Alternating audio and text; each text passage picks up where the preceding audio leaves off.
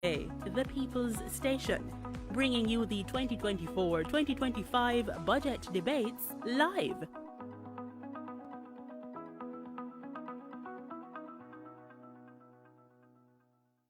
Watch the trend, pick up the trend. This are the trend for all the youths them. Watch the trend, pick up the trend. TREND. Big up the trend for education, teachers and the students. A fully bright future, yes, that are the new trend. Better governance, partner with the parents. Follow the big trend, elevate the youth them. Improve the schools, track performance, access and attendance. From infant, primary to university students. Turn up the skills training, full steam, we are getting. Follow the big trend, elevate the schools, yeah. Watch the trend, pick up the trend. This are the trend for all the youths them. Watch the trend, pick up the trend. TREND. Promote technology. Yes, and better planning, quality education, that's what should be trending. From principals to EOs, everybody winning. Follow the ministry, changing the system. Watch the trend, pick up the trend. This is Trend, Transforming Education for National Development, a program designed by the Ministry of Education and Youth to transform Jamaica's education system for a brighter tomorrow. I am Jamaican. You are Jamaican. We are Jamaican. And the national budget is our business because it impacts every Jamaican. From healthcare to education to the road conditions to security for my family. The national budget is my business. No, sister. It is our business. The national budget is everybody's business because it impacts every Jamaican. Visit the Ministry of Finance's website at mof.gov.jm for more information. $1.3 trillion. That's the figure budgeted for the fiscal year 2024-2025, which begins on April 1. The national budget is everybody's business because it impacts every Jamaican. Join PBCJ via live broadcast and on our online platforms to hear how the government is proposing to use these funds. Finance Minister Dr. Nigel Clarke will open the debate on Tuesday, March 12. Shadow Finance Minister Julian Robinson will have his say on Thursday, March 14. Opposition Leader Mark Golding will make his contribution on Tuesday, March 19. Prime Minister Andrew Holness will speak on Thursday, March 21, and on Tuesday, March 26, the Finance Minister will close the budget debate. It's your money, our money, the nation's money. PBCJ, the People's Station, bringing you the 2024-2025 budget debates live.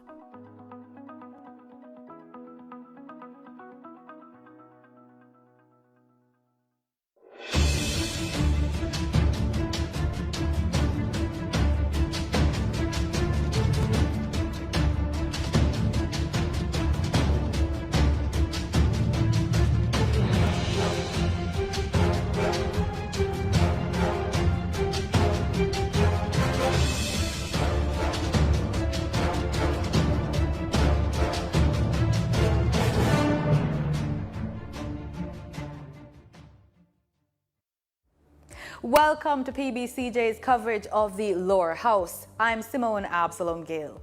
The session will start with prayers followed by a roll call of those in attendance.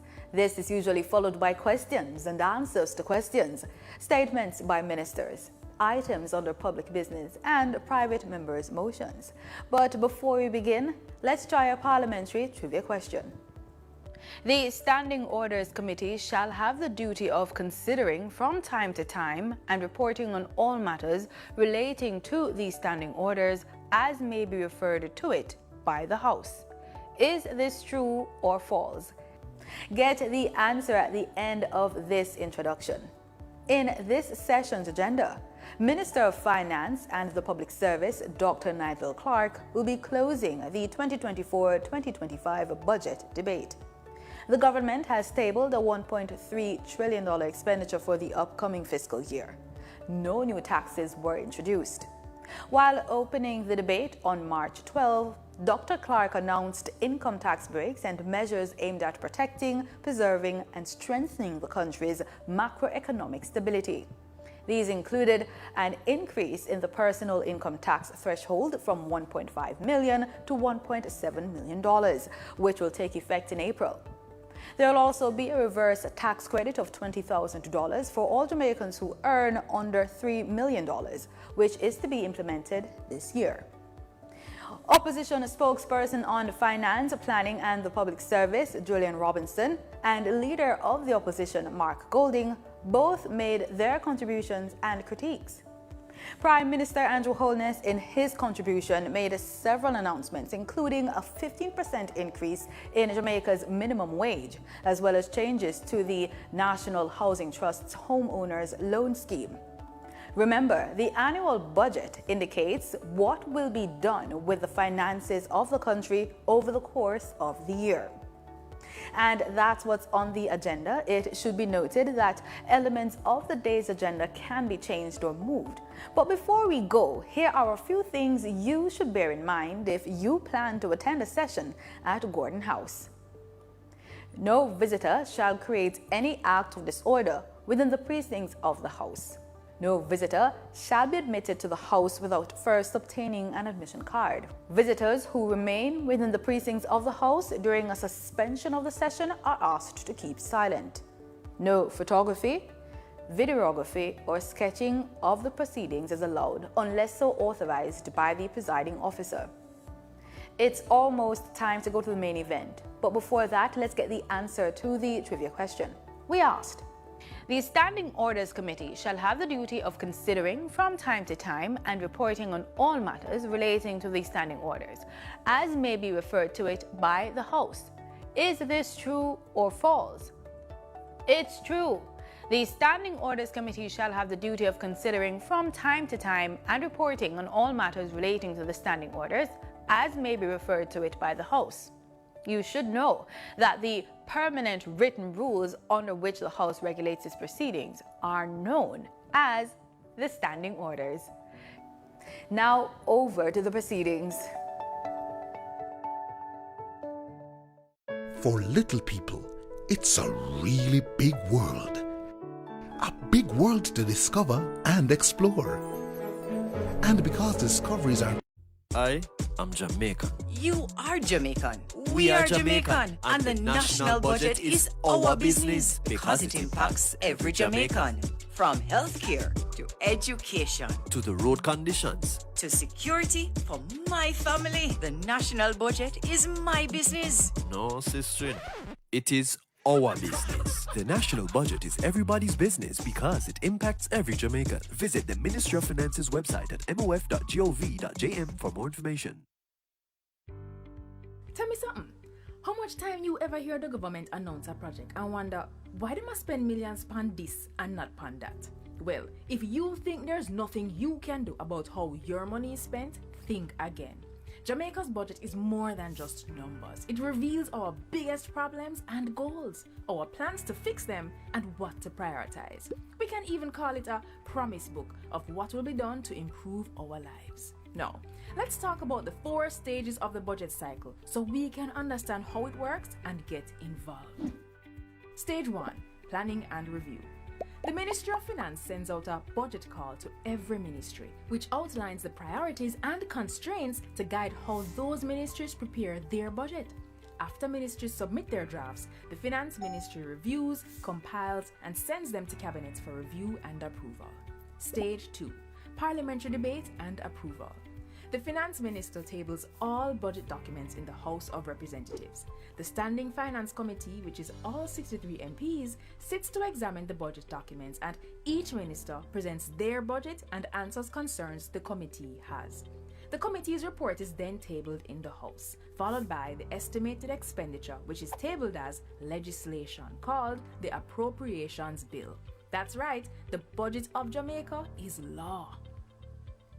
The budget debate formally opens. We have presentations from the Minister of Finance, the Prime Minister, Opposition Leader, and the Shadow Finance Minister.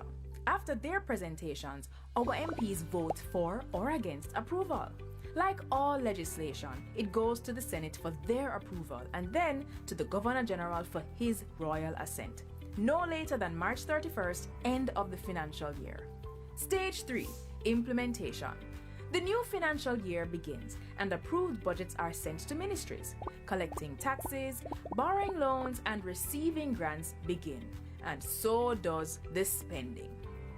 Stage 4, budget oversight. Now, this is where citizens don't need permission to get involved. Throughout the year, operations and spending are assessed by internal auditors and the Auditor General's Department that makes sure public entities are compliant with laws and that their financial reports are accurate.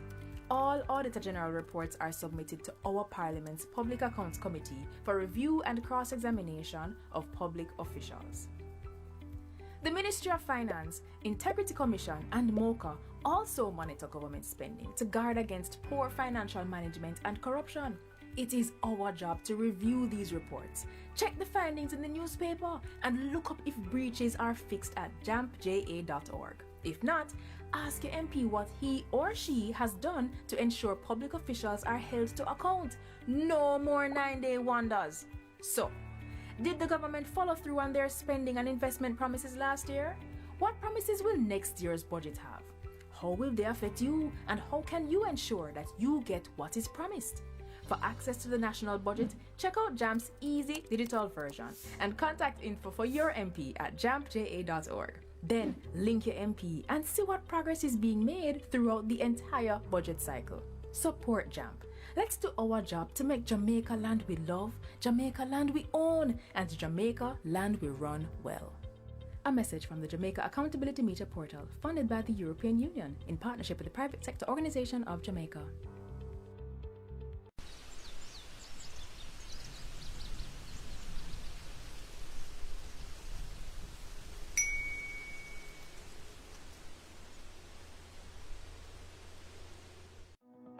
$1.3 trillion.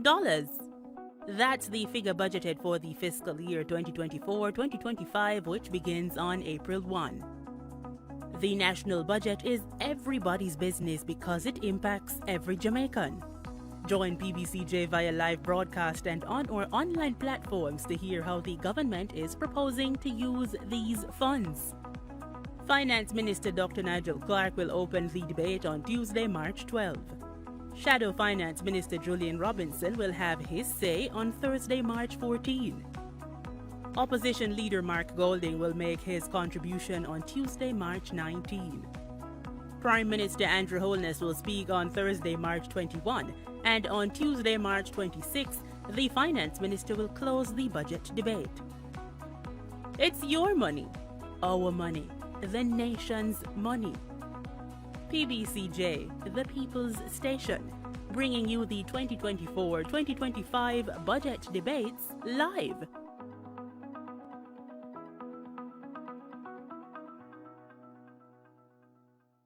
I am Jamaican. You are Jamaican. We are Jamaican, and the national budget is our business because it impacts every Jamaican.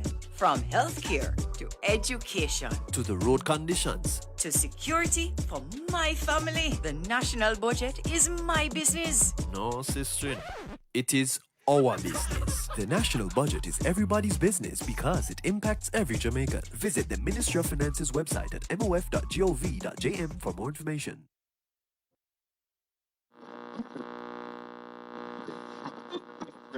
Caller, you are now on air. Okay, so I recently graduated from high school and I'm nervous about what's next. Some motivation would help. All right, caller, we have just what you need.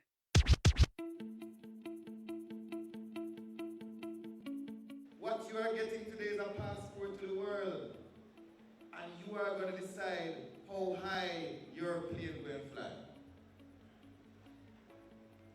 Because even though you have a passport, it doesn't mean that there won't be turbulence in the sky and some scary moments where you have to hold on to your seat and have faith that you will make it.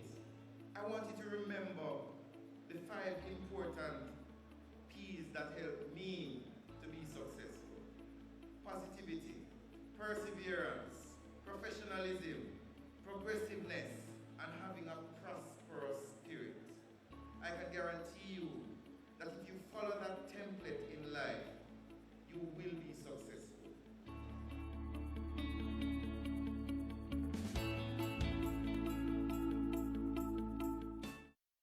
The following is brought to you by the Office of the Prime Minister. Your government is empowering you through education, training, and development. That is why we have removed all fees for every Jamaican accessing training through the Heart NSTA Trust. So, whatever you desire training in, food and hospitality, beauty and cosmetology, housekeeping and hotel management, welding, carpentry, masonry, or any of the dozens of programs Heart offers, you can enroll completely free and change your life. We are building Jamaica. The proceeding was brought to you by the Office of the Prime Minister. I'm out of school now, and me a look at job. I'ma just go up on an interview and them tell me say me not have enough experience. But I'ma forget experience if me not get no job. Don't worry yourself, bro. I have some info for you. There is a $2 billion program that will help high school graduates gain job experience. 2,500 fifth and sixth form graduates will benefit from the LIFT program over 5 years. This program is also about investment. And so our young people will be getting $85,000 monthly. That is a part of poverty alleviation. This $70,000 in hand and $15,000 will be placed in their bank accounts that they will not be able to access until they complete the program.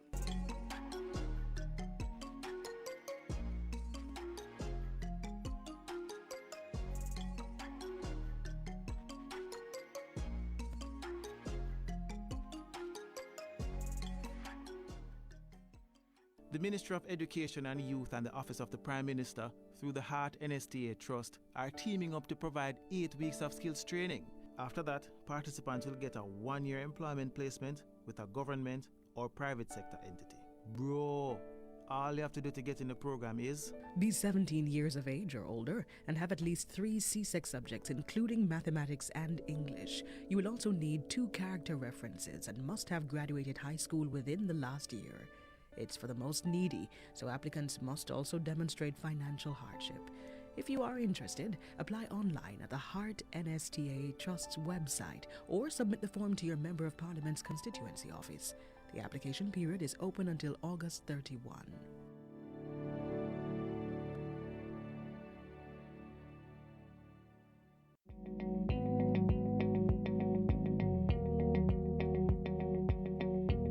Last year, we saw over 13,000 victims.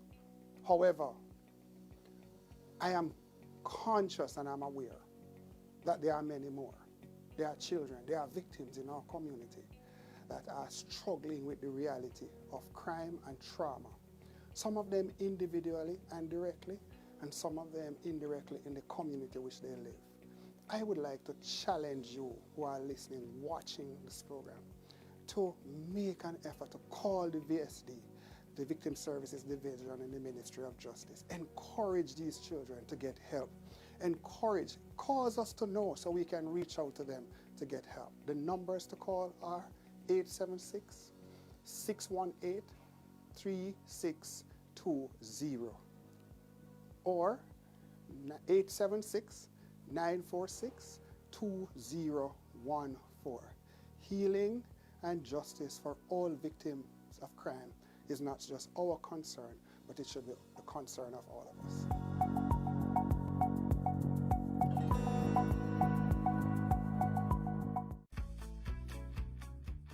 Jamaica's currency has a fresh new look. Introducing the new $50 note.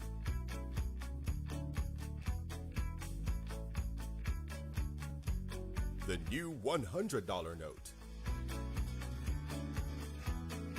The new $500 note. The new $1,000 note. The new $2,000 note. The new $5,000 note.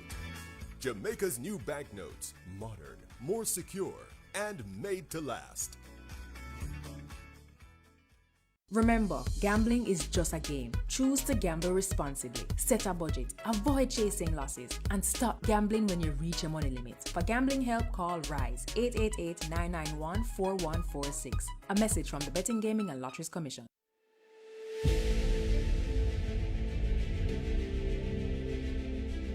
Are you an entrepreneur producing an excellent Jamaican product or service? Did you know you can earn hard currency and more significant returns by exporting? Contact the Ministry of Industry, Investment and Commerce to help propel your business along the export lane. Everything you can produce, the Jamaicans overseas want it. We're not going to get rich by just bringing down the debt. We're going to get rich by exporting a lot more. So grow exports, create job opportunities, drive economic growth through exports to make Jamaica a richer and much more prosperous country.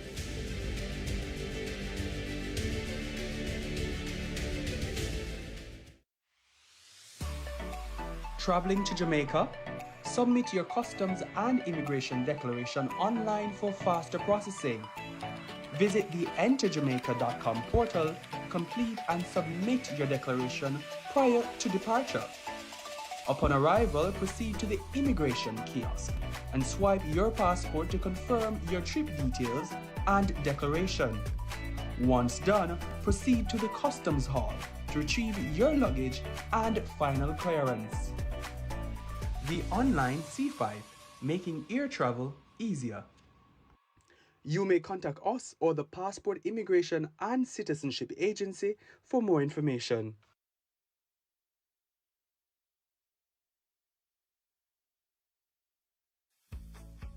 It's here, Jamaica's new polymer banknotes. Polymer banknotes are produced from a thin, transparent and flexible plastic film. Why the transition from paper to polymer?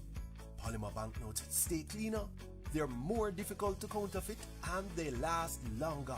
Plus, special features on the notes, like those developed for the visually impaired, last for the entire lifespan of the notes. The introduction of polymer banknotes will increase the average circulation life of notes by at least 50%.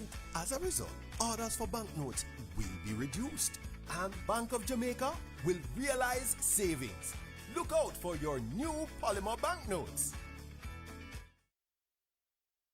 Dengue is ordinarily a mild disease. Persons may get a fever, headache, joint and muscle pains. The illness is often resolved through rest and adequate hydration along with paracetamol to treat the accompanying fever. However, on occasions the illness can progress to severe dengue, which can result in organ failure, bleeding, and severe fluid depletion that can lead to shock and even death. Therefore, it is important for persons who are experiencing fever, vomiting, severe abdominal pain, bleeding under the skin, feeling very weak, or getting confused to seek immediate attention. Let us work together to protect ourselves against dengue.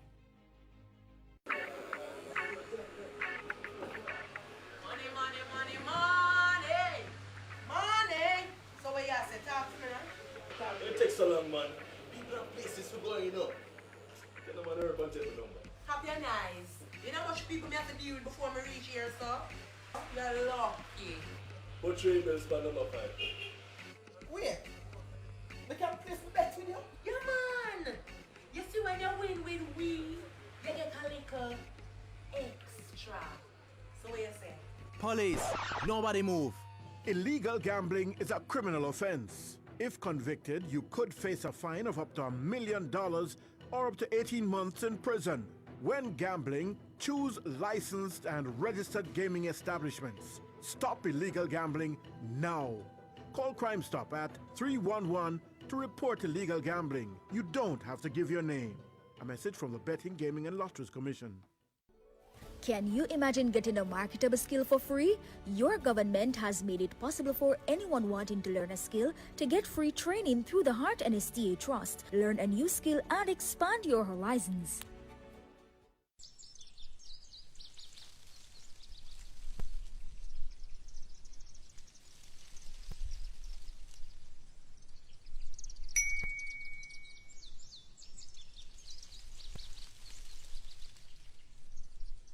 Today, we are read from Luke 23, 32 to 43. Then carry 2 criminals fi go kill them same time with Jesus. When them catch at the place we name the skull, them nail up Jesus and the criminal them pan the cross them. One pan the right hand side of Jesus and the other one pan him left. Jesus say, Father God, pardon them. Them no know what them a do. Then them throw dice fi share up Jesus' clothes. The people them were turn up one side a watch, and the ruler them did a scan Jesus. Them say, him save other people, make him save himself, if him a really Christ. The soldier them come a take Jesus turn preke, a give him sour wine.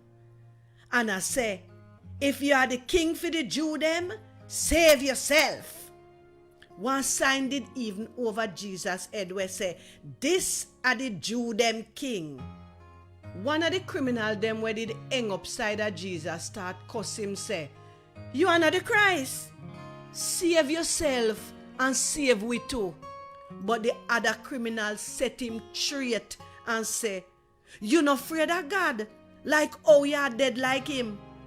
Them a punish the two of we for what we do, so we a get what we deserve. But that man ya not do nothing wrong. Then him say, Jesus, remember me when you come in your kingdom. Jesus said to him, say, me I tell you the truth. Today, you go there which part me there in a paradise. Luke 23, 32 to 43.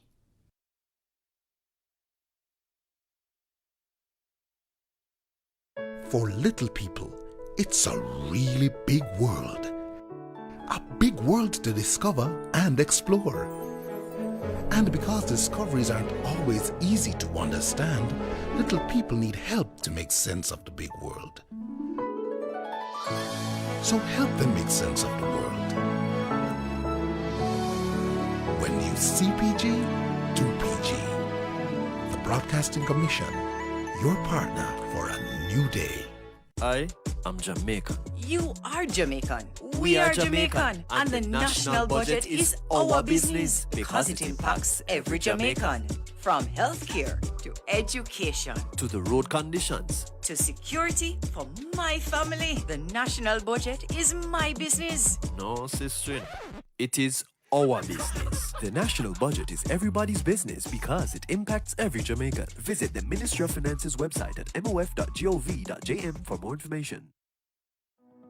$1.3 trillion. That's the figure budgeted for the fiscal year 2024-2025, which begins on April 1. The national budget is everybody's business because it impacts every Jamaican. Join PBCJ via live broadcast and on our online platforms to hear how the government is proposing to use these funds. Finance Minister Dr. Nigel Clarke will open the debate on Tuesday, March 12. Shadow Finance Minister Julian Robinson will have his say on Thursday, March 14. Opposition leader Mark Golding will make his contribution on Tuesday, March 19. Prime Minister Andrew Holness will speak on Thursday, March 21, and on Tuesday, March 26, the Finance Minister will close the budget debate. It's your money, our money, the nation's money. PBCJ, the People's Station, bringing you the 2024-2025 budget debates live.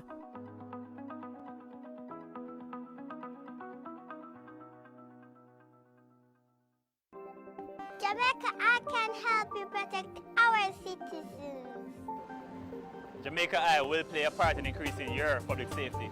Jamaica Eye is part of an island-wide network of camera surveillance systems designed to increase the safety of you, our citizens. If you have a camera system outside your home or office facing a public space, log on to jamaicaeye.gov.jm today. Jamaica Eye, we're all connected. The Ministry of National Security, creating a safer and prosperous Jamaica. Watch the trend, pick up the trend. This are the trend for all the youths them. Watch the trend, pick up the trend. TREND. Big up the trend for education, teachers and the students. A fully bright future, yes, that are the new trend. Better governance, partner with the parents. Follow the big trend, elevate the youth them. Improve the schools, track performance, access and attendance. From infant, primary to university students. Turn up the skills training, full steam we are giving. Follow the big trend, elevate the schools, yeah. Watch the trend, pick up the trend. This are the trend for all the youths them. Watch the trend, pick up the trend. TREND. For more technology. Yes, and better planning, quality education, that's what should be trending. From principals to EOs, everybody winning. Follow the ministry, changing the system. Watch the trend, pick up the trend. This is Trend, Transforming Education for National Development, a program designed by the Ministry of Education and Youth to transform Jamaica's education system for a brighter tomorrow. Jamaica's new banknotes are now in circulation. But can customers still use old banknotes? The old banknotes will be phased out over time, but can still be used to carry out your everyday transactions. Bank of Jamaica encourages Jamaicans to exchange old banknotes for new notes at commercial banks across the island.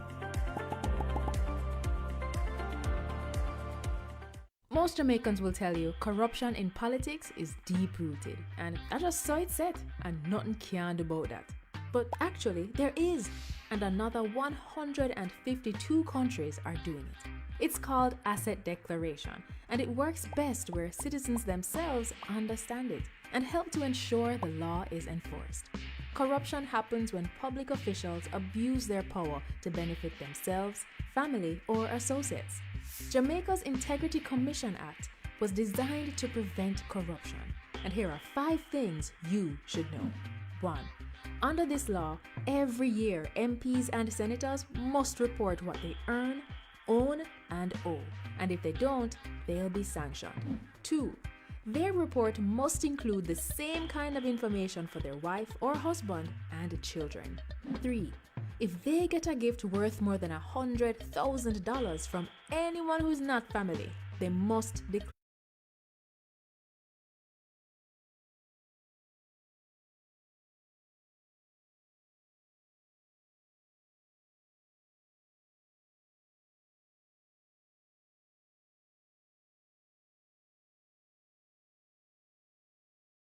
Island-wide network of camera surveillance systems designed to increase the safety.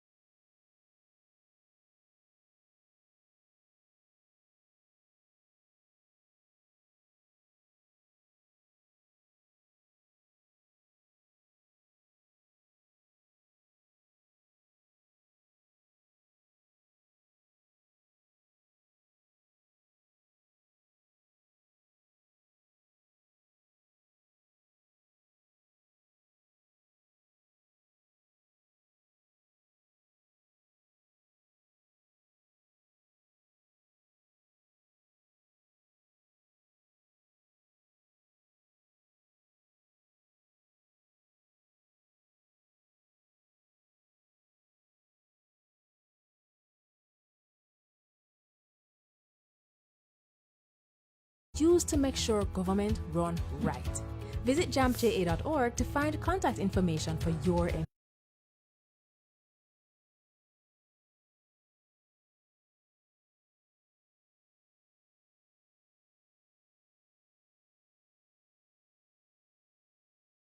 One parliamentarians appointed from both political parties to the upper house, also known as the Senate. And there are 63 members of parliament that we, the people, elect to the lower house, also known as the House of Representatives. To pass a law, there is a minimum of 6 stages required in each house. The process can begin in the upper house by a senator or in the lower house by your member of parliament. And their proposals for a new bill can certainly start with you, the citizen. Now, since the process often begins in the House of Representatives, let's start there. 1. The first stage begins with the introduction by the minister responsible for the bill, followed by the first reading of the bill by the clerk to the houses. This clerk is more like the CEO, the Chief Executive Officer for the Parliament. An announcement of the bill is published in the Gazette. This is a public newsletter that the government uses to inform the citizens of what the Parliament is doing on your behalf. 2. The second reading begins with a summary of the bill by the minister. The main reasons for the bill are discussed both by the government and opposition members to determine if Jamaicans would really be better off with the new law or changes to an existing law. A vote is taken by the House to determine if the bill will move to the committee stage. Sometimes before going to that stage, the minister responsible for the bill can recommend the use of a joint select committee. It's called joint as its members are taken from both the upper and lower house. To benefit from greater consultation, the committee is empowered to invite the public to share their views of the bill in writing or in person, and does so through radio, TV, and newspaper adverts. This joint select committee submits its recommendations to the House of Representatives. The House debates this report, and a vote is taken to determine if the bill should go on to the committee stage, where it is examined by a committee of the whole House. Yes, that's the name. And that's what it is, a committee of all the members of Parliament that carefully examines each clause and makes improvements to ensure the bill will achieve its objectives. As chairman, the Speaker of the House monitors the process to make sure the rules of the House are obeyed and the process moves along smoothly.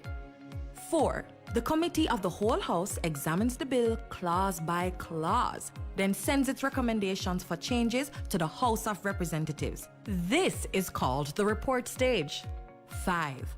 The bill then passes to the third reading to allow a final opportunity for MPs to make changes before it is sent to senators in the upper house. 6 to 10. In the upper house, the senators go through the same steps we just described. If any changes are made, the bill has to be returned to the House of Representatives for their discussion and approval. Now, if the bill had started in the upper house, it would also have to be returned to them for approval of any changes made by the lower house. 11. Throughout the entire process, the bill is being checked by the Legislative Council. That's the Parliament's lawyer. But before I am Jamaican. You are Jamaican. We are Jamaican. And the national budget is our business because it impacts every Jamaican. From healthcare to education To the road conditions. to security for my family. The national budget is my business. No, sister. It is our business. The national budget is everybody's business because it impacts every Jamaican. Visit the Ministry of Finance's website at mof.gov.jm for more information.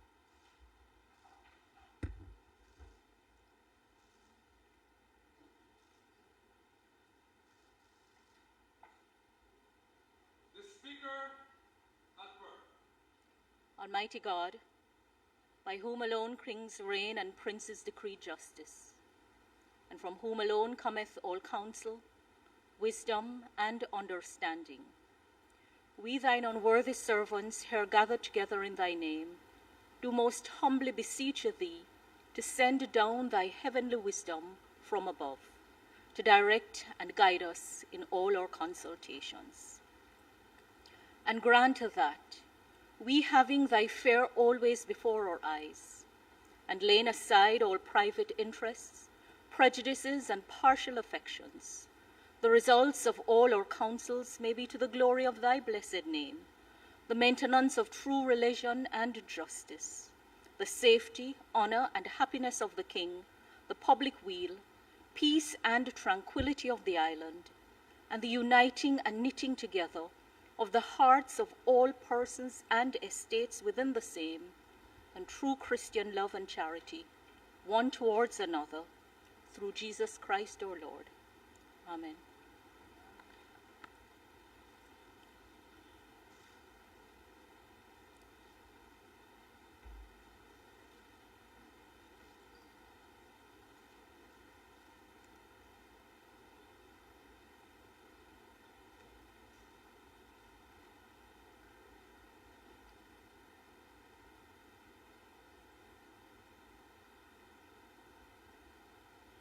You may be seated.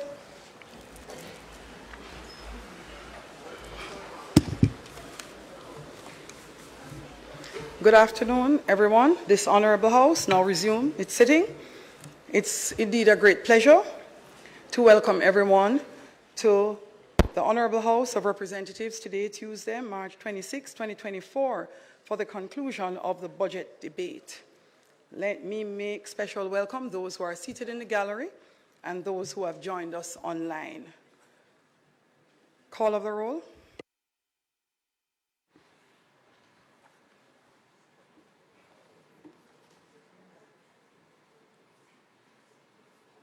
Mr. Clarke.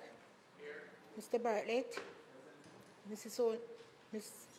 Holdings. Here. Dr. Clarke. Dr. Chang. Ms. Grange. Mrs. Williams, Mrs. Mallow-Fort, Dr. Tufton, Mr. McKenzie, Mr. Chuck, Mr. Vaz, Mr. Charles, Mr. Green, Mr. Morgan, Mr. Hutchinson, Mr. Terry Long, Ms. Smith, Dr. Dunn, Mrs. Cuthbert Flynn, Mr. Main, Mr. Davis, Mr. Witter, Mr. Brown, Dr. Brown Burke,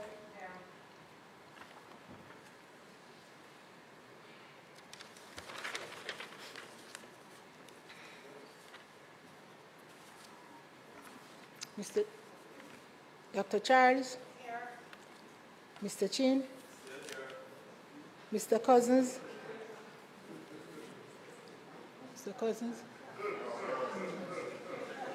Ms. Crawford, Ms. Daly, Ms. Davis, Mr. Golding, Mr. Graham, Dr. Guy, Ms. Hamilton, Ms. Hannah, Mr. Henriquez, Mr. Henry, Mr. Hilton, Mr. Jackson, Mr. Lawrence, Ms. Lee, Mr. Miller, Mr. Montague, Ms. Morrison, Mrs. Nita Garvey, Mr. Paulwell, Mr. Phillips, Dr. Phillips, Mr. Robertson, Mr. Robinson, Mr. Samuda, Mr. Shaw, Mr. Siblist, Mr. Slowly, Mrs. Vaz, Mr. Warmington, Dr. Wheatley, Mr. Williams, Mr. Wilson, and Mr. Wright.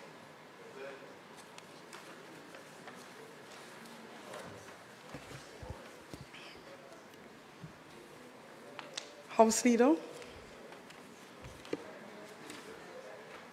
Madam Speaker, the business of the House today is as stated by the agenda. And Madam Speaker, I would implore you to follow the order as stated. There will, of course, be no statement by ministers, and the sole item for the day will be the closing of the appropriations bill, and the debate will be taken, in fact, by the Minister of Finance and the Public Service the Honorable Dr. Nigel Clarke. May it please you, Madam Speaker. Thank you, House Leader. Let me say, in addition to the members gathered here in the gallery, I've been informed by the Marshal that the Honorable Minister has his entire family here to support him today. Let me welcome you to the House.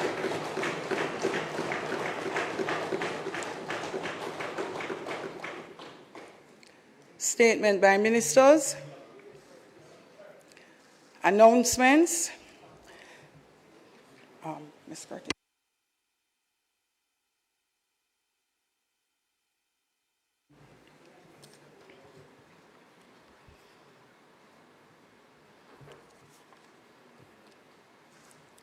Just a brief comment prior to announcements. I have taken note of the many perspectives expressed in the public domain on my ruling regarding the tabling of reports from the Auditor General. Let me state categorically, any action taken by me was and will always be done with the sole intention of upholding the laws of Jamaica, as I am sworn to do. Having considered all of what has been said, I have taken note of the varying different legal perspective, and I continue to hold the view that in law there continues to be a dissonance in the interpretation of how the reports on public bodies should be tabled. I have taken a further decision to today table the reports which are in question, and additionally seek to further resolve the issues as it relates to the appropriate mechanism to table said reports, and will include, in addition to continued consultation, having a meeting, a discussion with the Auditor General, hopefully later this week. Clarke?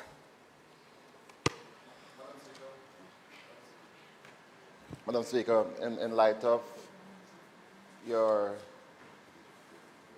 advice to the Parliament just now, I'd like to ask just two questions.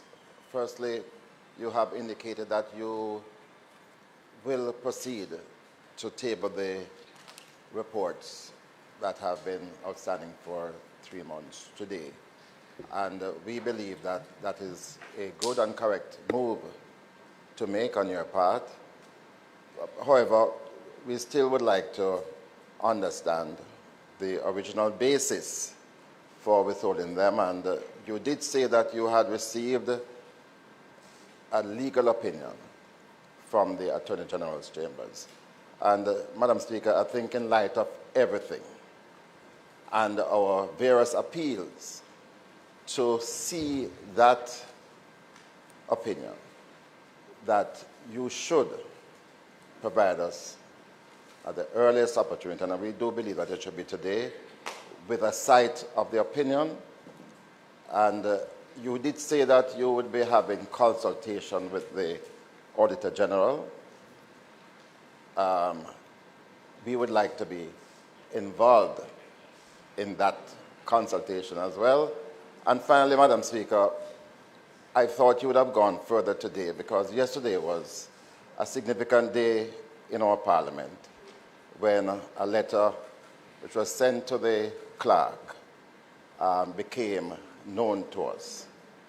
And it has caused us on this side tremendous distress, especially as we anticipate that the Clarke, well, we know that the Clarke is about to demit office, having served this Parliament for so long.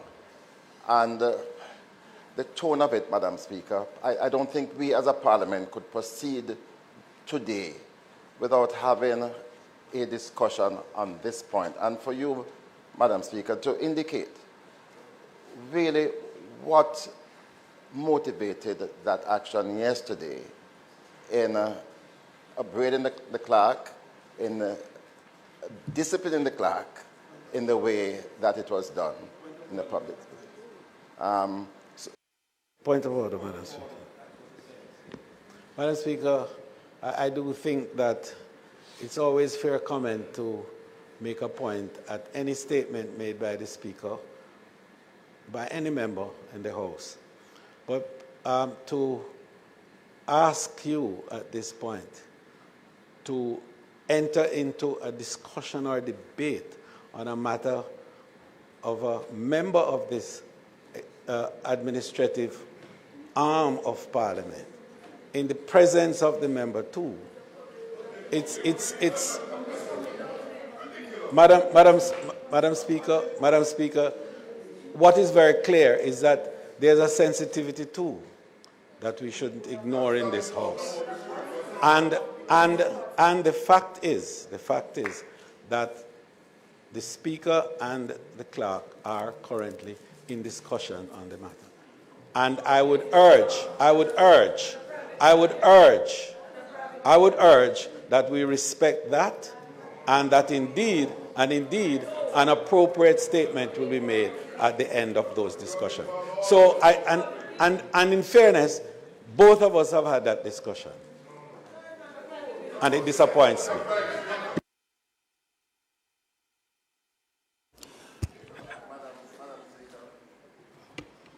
Madam Speaker, I hear what the leader of government business is saying, but this matter is now a public matter. It occurred largely because of the email that was sent to all of us, and with the letter. And Madam Speaker, I know that there might be discussions taking place, but I don't think the public would feel satisfied of your coming today, going through the process without saying something. We were really expecting that the letter would have been withdrawn today, Madam Speaker, and that is really our position. So, Madam Speaker, I'm hoping that you will say something on the matter before we proceed, especially in light of our call for the withdrawal of that letter.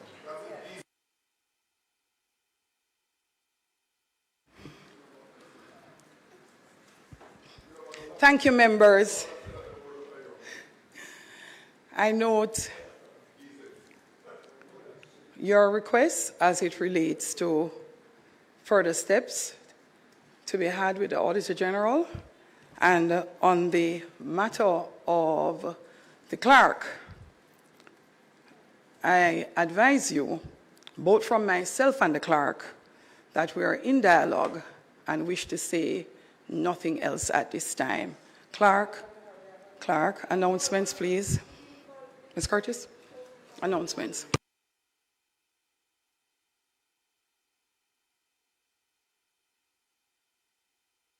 Madam Speaker, yes.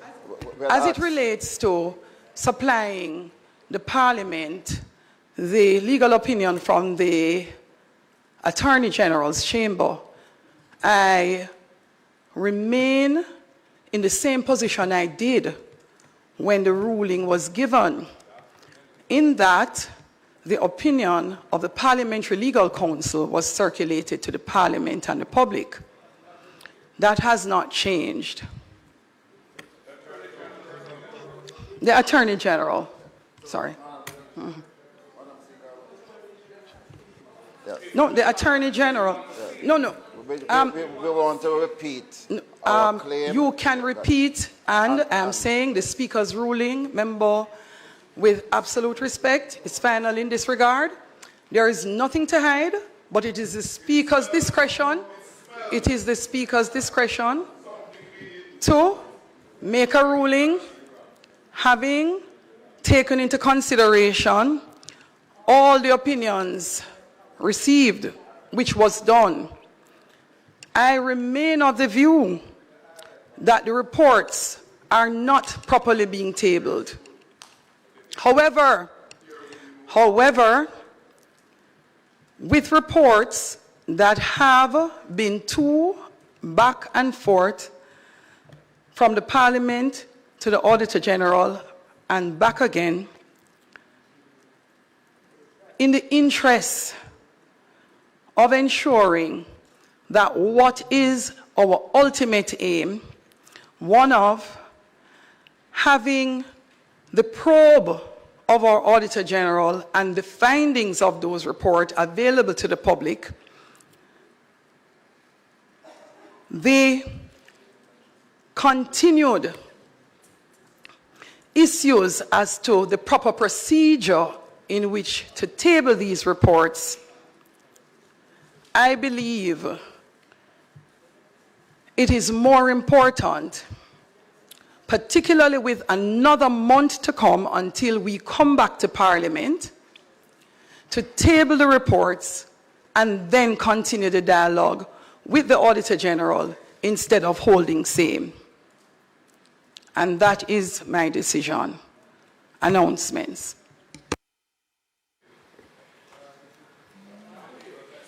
Laid on the table of the House today are the following: financial statements assessment regarding the Jamaica Civil Aviation Authority, certified appropriation account for Tax Administration Jamaica, head 2056 for the financial year 2020-2021. Auditor General's Department Special Audit Report for the Financial Services Commission and the Human Resources and Procurement Procedures. Auditor General's Department Financial Statement Assessment of Public Bodies Jamaica Civil Aviation Authority, and the Auditor General's Department Special Audit Report for Tax Administration Jamaica. Leasing arrangements. Thank you. Bills brought from the Senate, petitions, papers, reports from committees, notices of motions given orally, questions and answers to questions, motions that may be made at the commencement of public business requiring notice, motions relating to the sitting of the House, motion for leave to introduce bills, presentation of bills without leave of the House first obtained, and please permit me, House Leader, before public business, to welcome Mr. K.D. Knight, who is here in the House, former Senator and Member of Parliament today.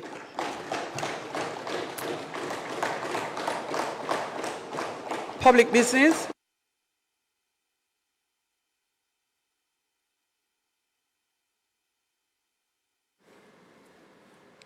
Madam Speaker, the continuation of the budget debate on the appropriations bill will now be entertained, and our Speaker is, of course, the Minister of Finance and the Public Service, Dr. the Honourable Nigel Clarke, and Member of Parliament for St. Andrew Northwestern.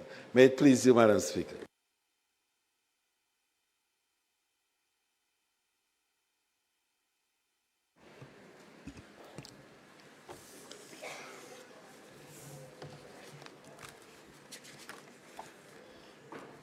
Let us make welcome to his feet the Minister of Finance and the Public Service, the member from St. Andrew Northwest, to make his presentation on the closing of the debate. Members.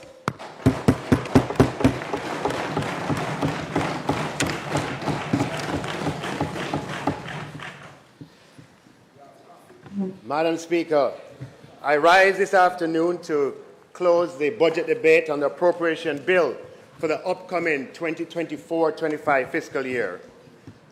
And I begin, Madam Speaker, by taking the opportunity to welcome Jamaicans here in Jamaica and in the diaspora, and those tuning in on radio or television in Jamaica, or through any one of the number of social media channels, YouTube, Instagram, Facebook, or Twitter, or other online platforms. Thank you for your participation. Madam Speaker, the debate has been vibrant passionate, and colorful. On behalf of the people of Jamaica, I thank the contributors to the debate, the Most Honorable Prime Minister for delivering a presentation of substance.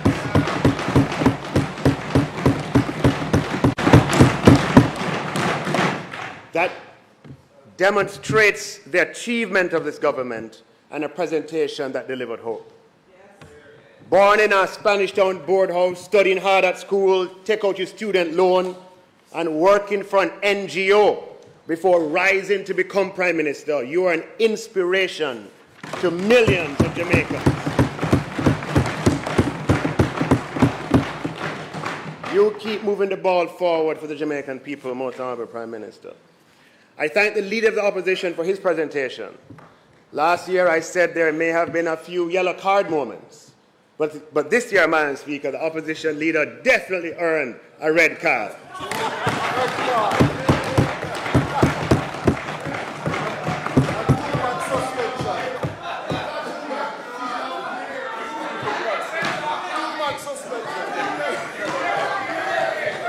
Red card, red card.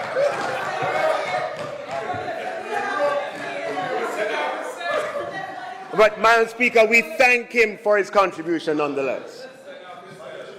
Madam Speaker, I also thank the opposition spokesman on finance for his budget presentation. For him, I have to use a cricketing analogy. He bowled some full tosses, Madam Speaker. Not perfect, but he didn't pitch it the way I like it, which is short or right off the off stump. But we thank him for his contribution, Madam Speaker.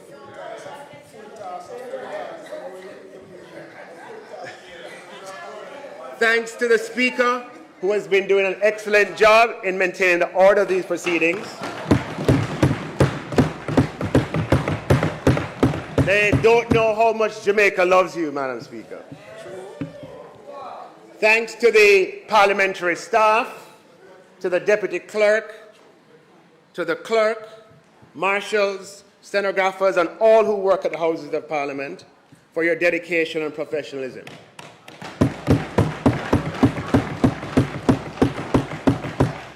Thanks, Madam Speaker, to the Financial Secretary and the entire staff at the Ministry of Finance. And thanks to my security detail and driver who work as hard as I do. And of course, Madam Speaker, I express thanks to my family for their loving support. And of course, the members of the media who do a fabulous job in covering these debates, thanks to you as well. Madam Speaker, I'll start the debate from the points, a couple of things that we definitely agree on. One was the suggestion by the Leader of the Opposition about the deadline for filing taxes in a financial year. Currently the deadline is March 15th, and a couple of years ago, definitely before COVID, I had expressed publicly my desire to see that date turned to April, changed to sometime in April, with the financial year remaining the same, April 1st to March 31st. But the deadline for filing would be in April. Madam Speaker, that would provide Jamaica with much greater fiscal certainty, because the filing month is the month of largest tax revenues. And for that to come on the last day or the last month of the tax year and in the last 2 weeks of the tax year means that you, whether you like it or not, you take inordinate risks, because you've already, for the 11 months, spent according to the estimates of expenditure. So Jamaica would be much more secure if revenues associated with the end of the year came in, end of the financial year, of one financial year, end of the revenues associated with the end of the previous calendar year comes in at the beginning of the next fiscal year. Having made that suggestion a few years ago, the Leader of the Opposition revisited it, and, Madam Speaker, it is something that we are still interested in.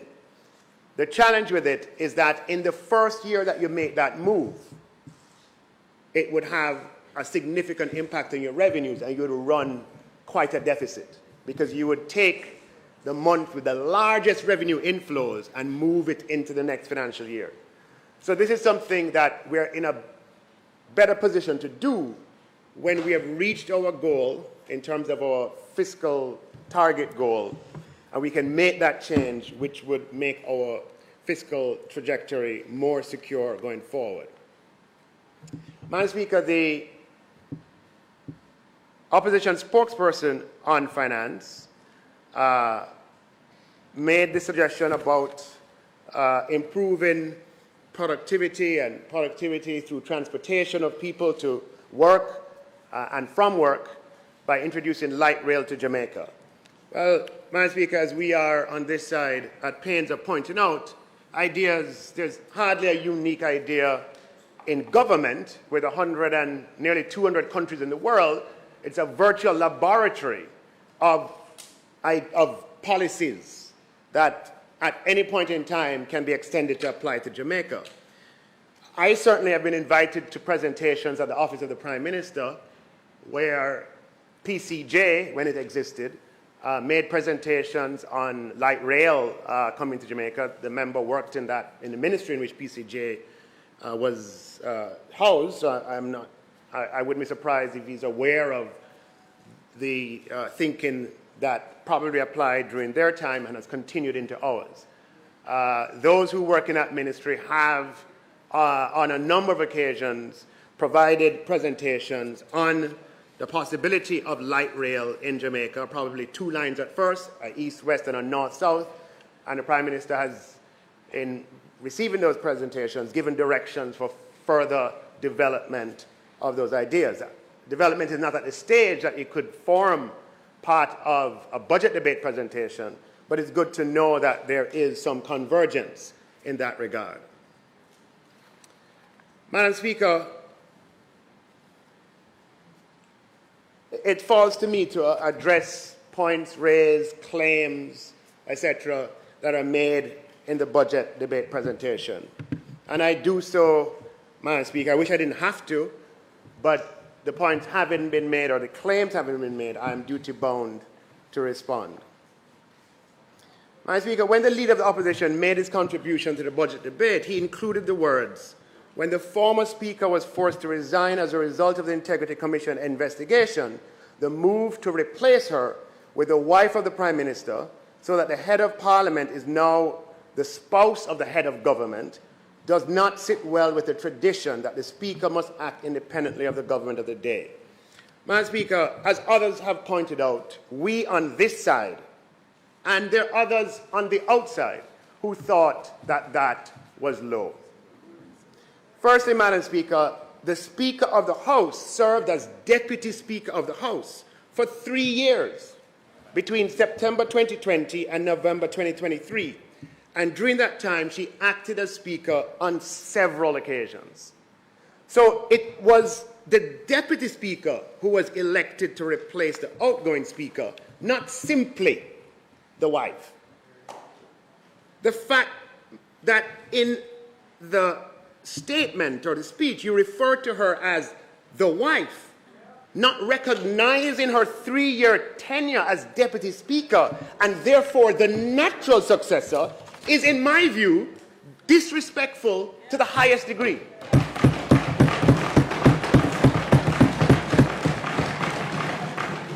Madam Speaker, women, like men, are individuals in their own right who ought not to be defined by their relationship with either men or, in the case of... when you do this, you subordinate the professional role of the woman or the man. Wife, mother, sister are roles that women sometimes play, much like men are sometimes husbands, brothers, and fathers.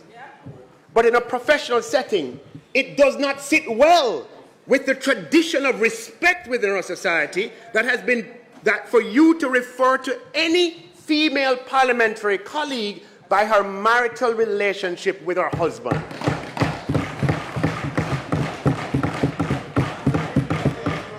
By all means, talk about the Speaker's decisions, criticize them if you must, but leave the wife alone.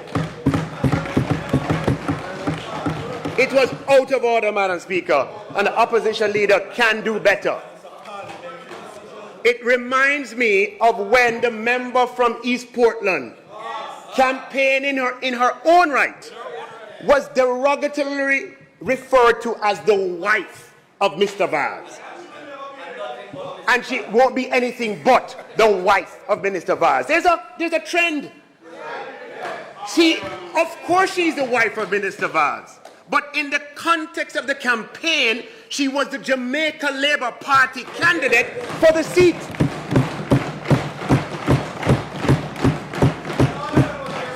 It would have been better had the opposition leader said the move to replace her with the Deputy Speaker of the House, who happens to be the wife of the Prime Minister, etc., etc., etc.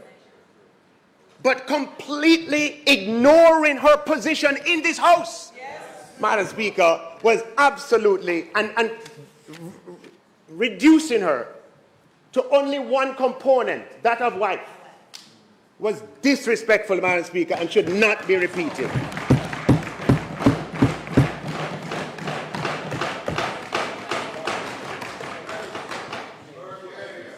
Madam Speaker, the Deputy Speaker acted, as I said, many times as Speaker for 3 years. And never once, to the best of my knowledge, did any member rise to his or her feet to provide any objection on the account of a marital relationship with the Prime Minister.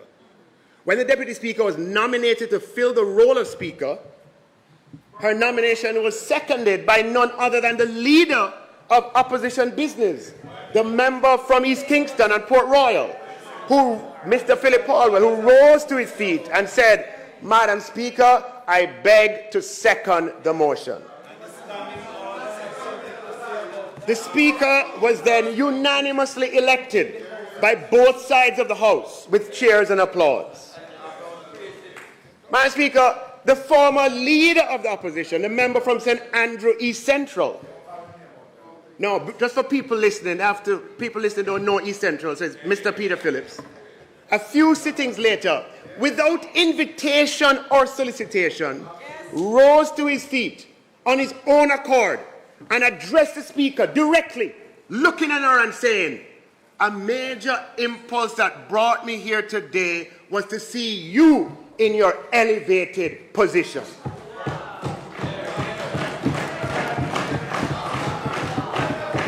Madam Speaker, this was greeted with spontaneous and rapturous applause by both sides of the aisle, including many on that side who applauded that remark. Madam Speaker, the opposition welcomed the promotion of the Deputy Speaker to Speaker and expressed no issues of principle.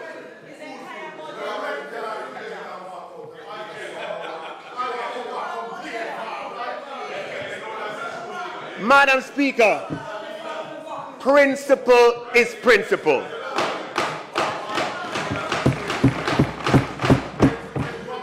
Principle is not something that changes with the wind. Principle is not something that changes when circumstances get tough. Principles are principles, Madam Speaker.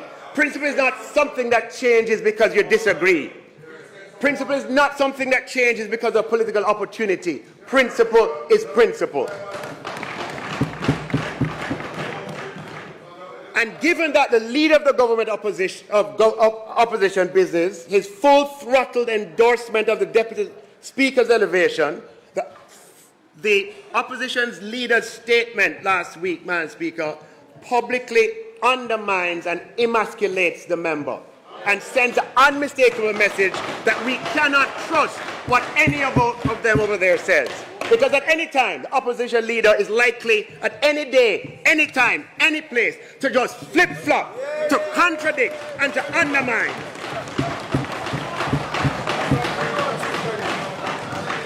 Now, look, the opposition leader has a disagreement with the Speaker's position on a specific matter. And I support his right to disagree on a specific matter. But rather than address that matter specifically, he raises an objection in principle to her appointment, despite the opposition having supported that principle in the past. That, Madam Speaker, is what you call unprincipled. It is flip-flop, and it is not leadership that you can trust. And we find it over and over again, Madam Speaker, even in the same speech. The presentation includes unprincipled positions. Madam Speaker,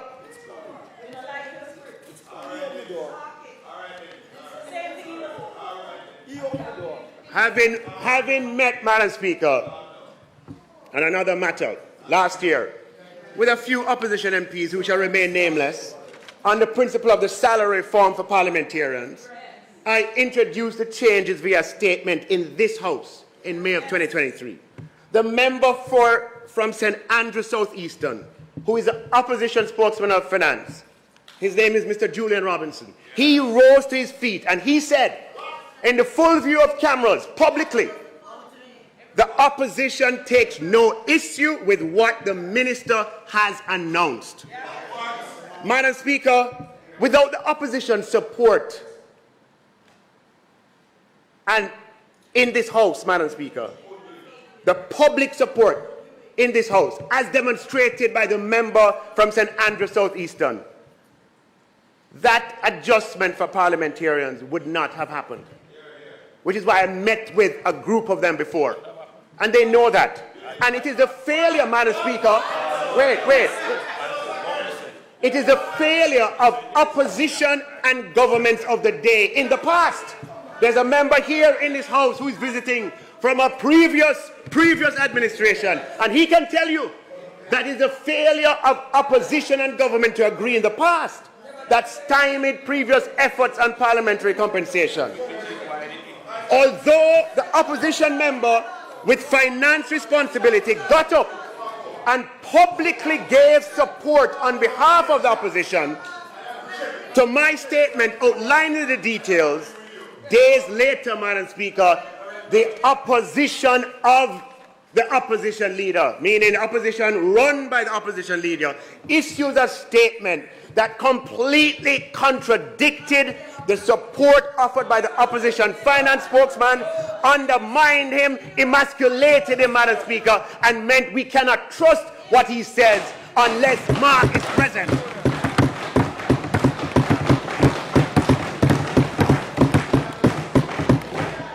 Seemingly for political gain. He emasculates his own colleague who he appointed. That is unprincipled, Madam Speaker. That is flip-flop, and that is not leadership that you can trust.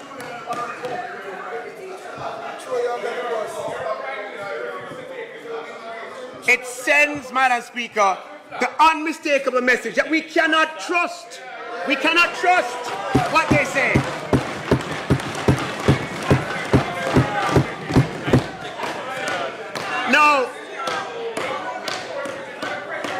No, this is a big problem, you know. No, Madam Speaker.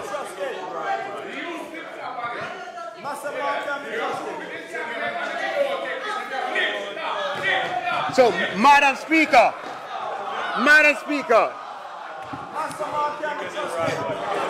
cannot be trusted. This, Madam Speaker, is a problem. It's a problem for Jamaica. And you know why it's a problem for Jamaica? Because government and opposition have to work together. Sometimes. Yeah? And so the opposition leader contradicting, undermining, and emasculating the very people he has appointed, Madam Speaker, is inimical to constructive working relationship. For example, Madam Speaker, it is customary for the House leader on the government side and the leader of opposition business on that side to get together and to talk about matters concerning the House and how issues are going to be dealt with. And Madam Speaker, in those conversations, they have to make decisions on the fly. They have to agree on the fly, whether it's behind here or it's on the phone. Madam Speaker, the leader of opposition in the House has been in this House for 30 years. including the Senate. 30 years. We have to be able to rely on his word as opposition leader of opposition business. But how can we rely on what he says when the opposition leader forces flip-flop, unprincipled behavior?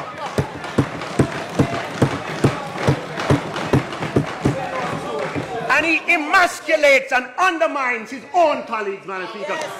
It may not be good for their party, but it's certainly not good for Jamaica. And the member from St. Andrew Southeastern, who has responsibility to shadow.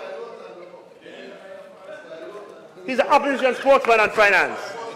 How can we rely on his word when he's publicly ridiculed, emasculated, and undermined in that way? That is not leadership, Madam Speaker, that anyone can trust. Madam Speaker, the opposition leader can publicly emasculate Philip and Julian. They may not have people to speak up for them, but let me tell you this: don't touch Juliet.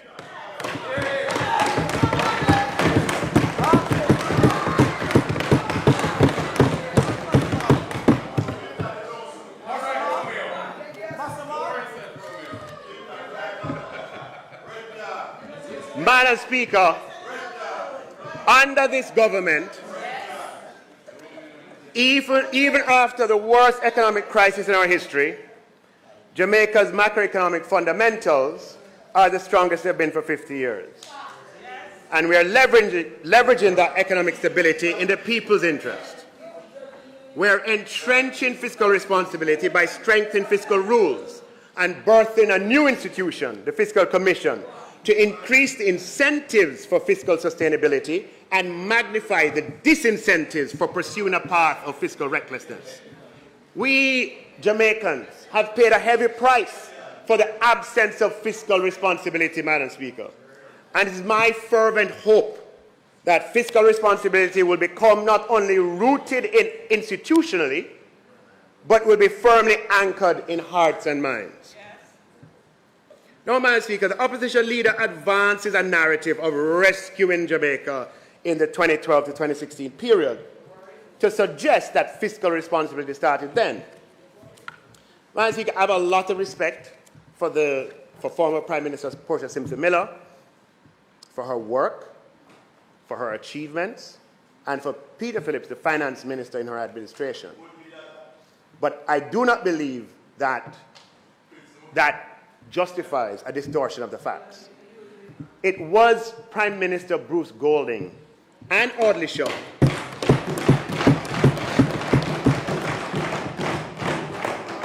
who had the audacity and the courage to point out that the economic policies of the 1989 to 2007 administration were unsustainable and reckless. Madam Speaker, for periods during that 18-year stretch, just two expenditure items, interest and salaries, exceeded tax revenues. Just imagine that.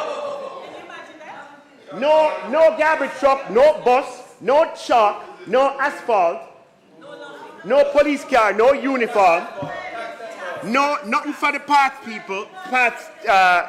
persons on path, nothing for pensions, just interest and wages alone exceeded tax revenues.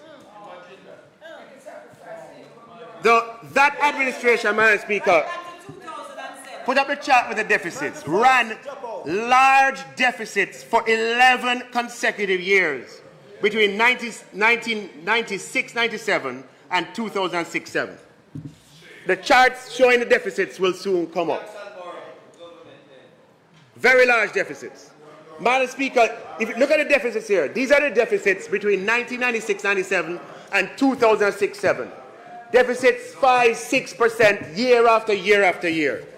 These deficits became unsustainable, and it should not be surprising that it was during this period that represented one of the fastest rises in Jamaica's debt, a 5-fold increase in our debt, or 500%, Madam Speaker, in this 11-year period.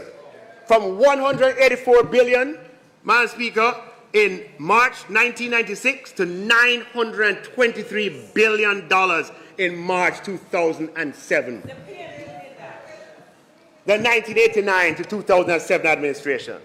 And if you start earlier, there was a ninefold increase, 950% increase in Jamaica's debt from March of 1992 to March of 2007.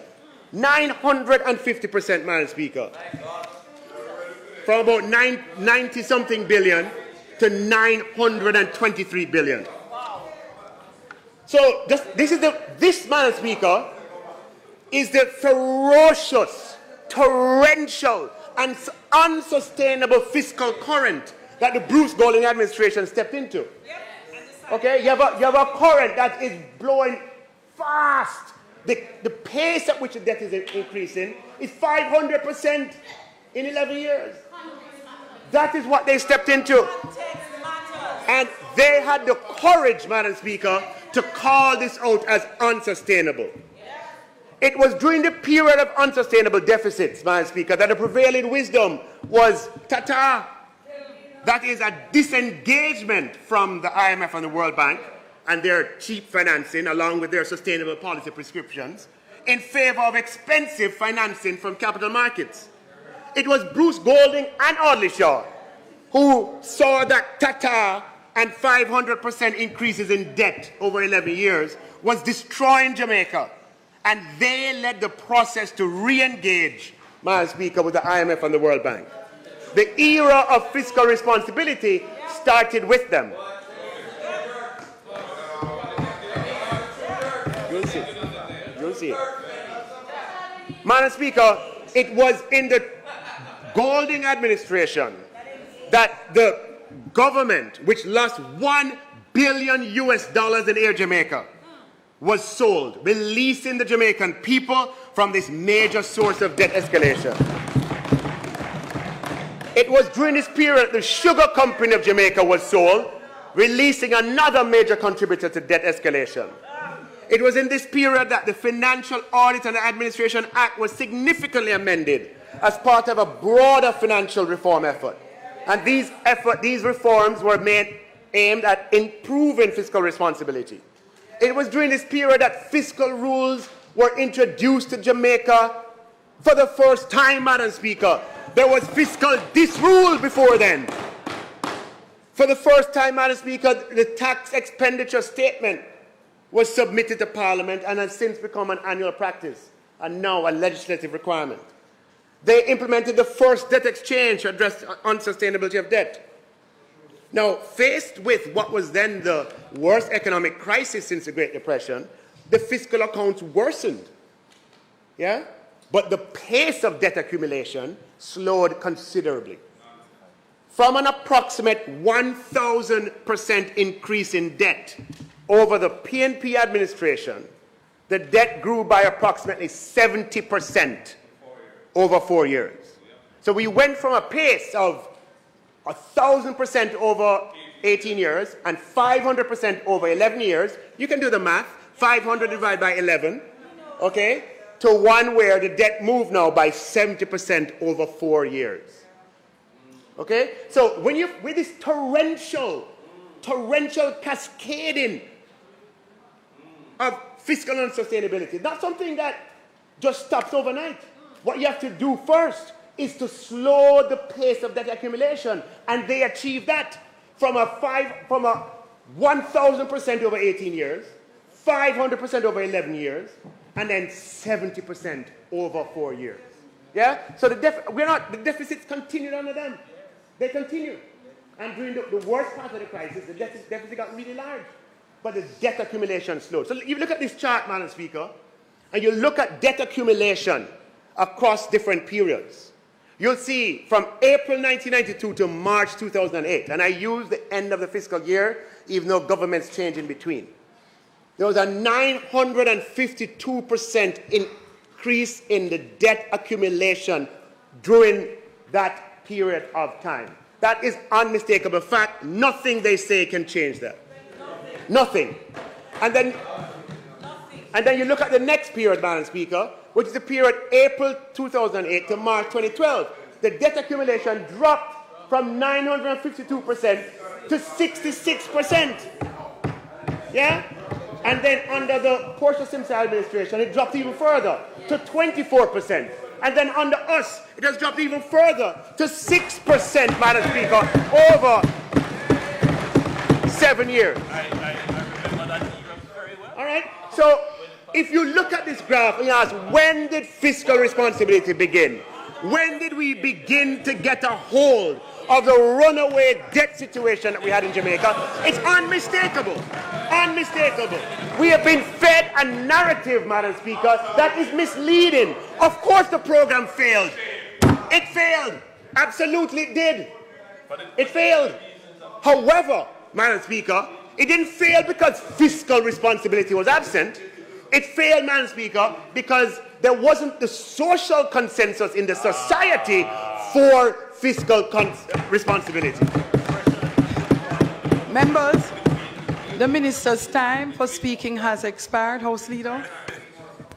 Madam Speaker, the member's time having been expired, I beg to move that the Speaker's time be extended sufficiently to allow him to complete his presentation. May it please you. The question is that the minister be allowed. The question is that the minister be allowed sufficient time to complete his presentation. Those in favour? Those against? The ayes have it. Minister? Yes, Madam Speaker. Thank you, Madam Speaker and members of the House. So we've been fed this narrative, Madam Speaker, which is based on a fact that the IMF agreement did collapse. But it did not collapse because the government didn't have fiscal responsibility. It collapsed because fiscal responsibility, there was not a social consensus in the society at that point about the need for fiscal responsibility. And as a result, unions, the agreements that the unions were prepared to accept, breached the terms of the agreement. But it's unmistakable that by switching from the fiscal policy of the prior period, 1989 all the way to 2007, and engaging the multilaterals, Jamaica was able to slow down immensely the accumulation of debt, Madam Speaker. And that is the true measurement, ultimately, of fiscal responsibility. Now, my position, Madam Speaker, is that it's not that there was not a difference between 2007 and 11 and 2012 and 2016. I'm not saying there wasn't a difference. But what I'm saying is the difference was not around the policy of fiscal responsibility of government. Madam Speaker, the difference is that the social conditions were entirely different, and they were entirely different in large part, Madam Speaker, because Prime Minister Holness had the honesty and the courage in 2011 to tell Jamaicans the truth about the need for fiscal discipline. I was there, I was with him. I visited the IMF with him in October of 2011. And he came back determined to tell the Jamaican people the truth. And he went. It may not have been the most politically elegant way of expressing it, but it was the truth. And so what you had happening, Madam Speaker, is that an outgoing government had lost on the platform of promising fiscal discipline, and an incoming government that had no choice but to implement it. And Jamaica never had a better chance.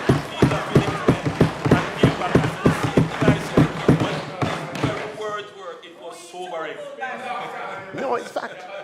Fact. Madam Speaker, to the credit of the 2012 to 2016 administration, they made use of that chance.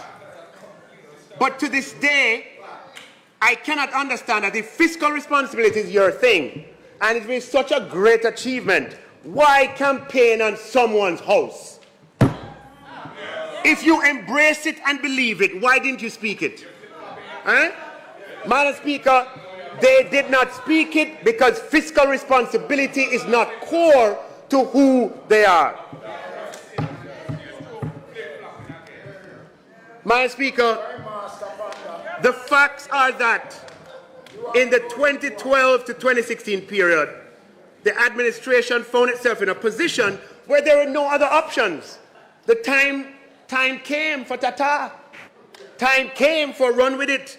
And they found themselves in a deeply intrusive extended fund facility arrangement from 2013 onwards, where they had to do as they were told. So yes, the IMF is fiscally responsible, and individuals in that cabinet may have a claim to being fiscally responsible, Madam Speaker, but the PNP cannot claim to be fiscally responsible, as history will show that the PNP government has never been fiscally responsible when they have a choice.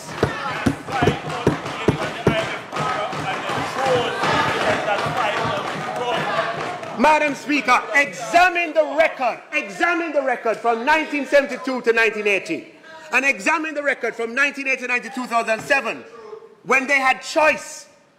Fiscal responsibility is not determined by when you have no choice and your hands are tied.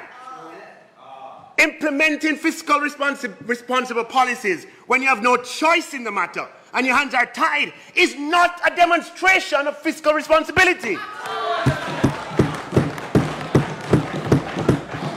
Jamaica ran out of options, and they were under the watchful eye of the IMF, thank God, and individuals did good work during that time. But there was no choice in the matter. Under this government, we have had choice. We graduated from an IMF program in 2019. We went through COVID on our own steam with homegrown policies, homegrown ideas. We displayed fiscal responsibility before the crisis, during the crisis, after the crisis, leading Jamaica to one of the fastest, most complete recoveries in the Western Hemisphere. We piloted Jamaica through the worst economic storms in our history, Madam Speaker, on our own. That is fiscal responsibility. You demonstrate fiscal responsibility when you have choice, when you have lots of choice, and you still decide to do the responsible thing. So don't come here and tell anyone about fiscal responsibility when your party has never exhibited it when it had the privilege of choice.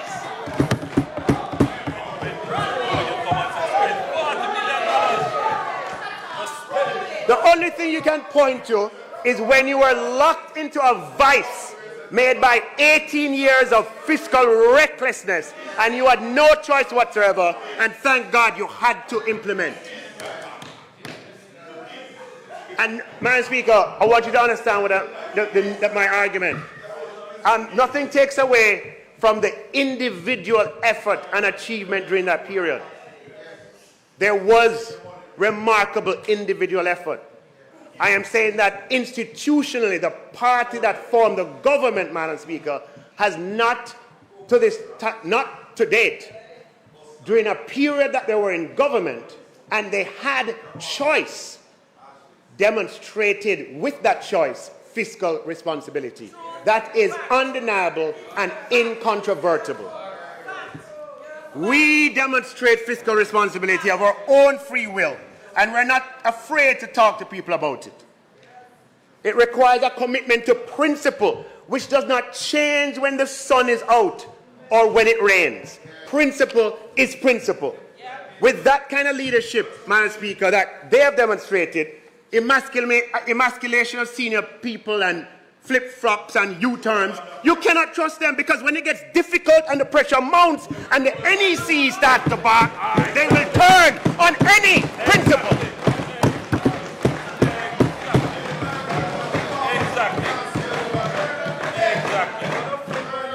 Even today, Madam Speaker, we have funding from the Resilience and Sustainability Fund of the IMF. But due to the performance of Jamaica, we have policy freedom, and we still choose to be fiscally responsible. Now, Madam Speaker, while I'm on this point, I want to just clear up a piece of misinformation that's often in the public domain. When the then opposition leader, Portia Simpson Miller, famously told Jamaica that she would have concluded an IMF agreement in 2 weeks, well, we know it took 40 times as long.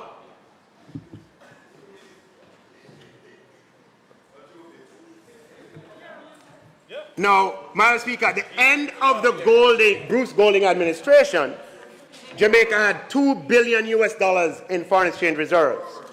But it took time to conclude a follow-up agreement with the fund.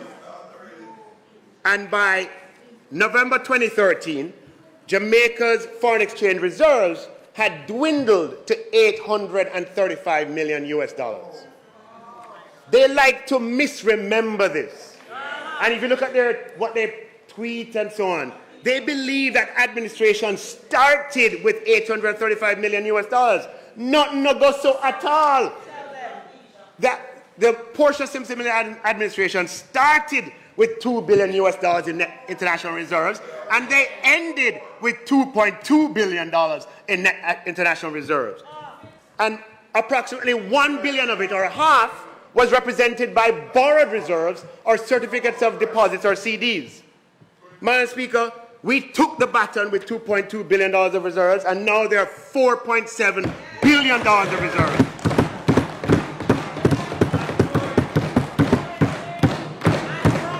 And CDs have been reduced dramatically to only $85 million. That's all?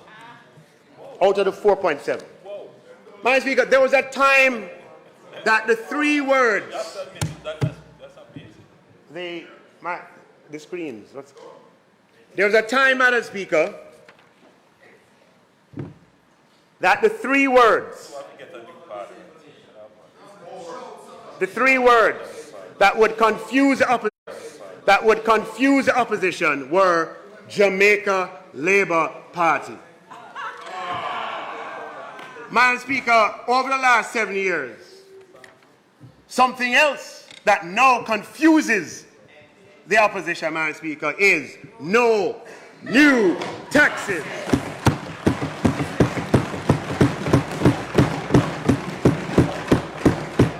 If you don't believe me, look at their faces when I say it again.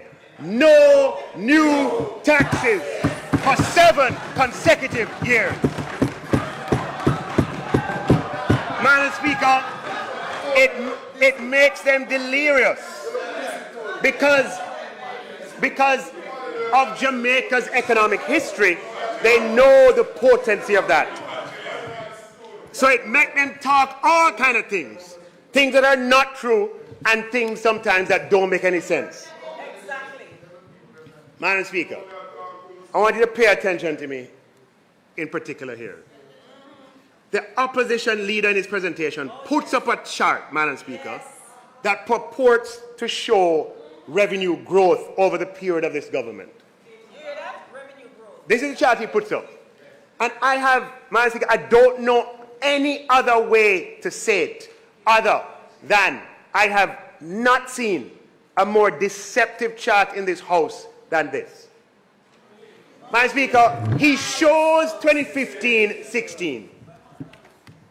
He does not show 2016-17. He does not show 2017-18. He does not show 2018-19.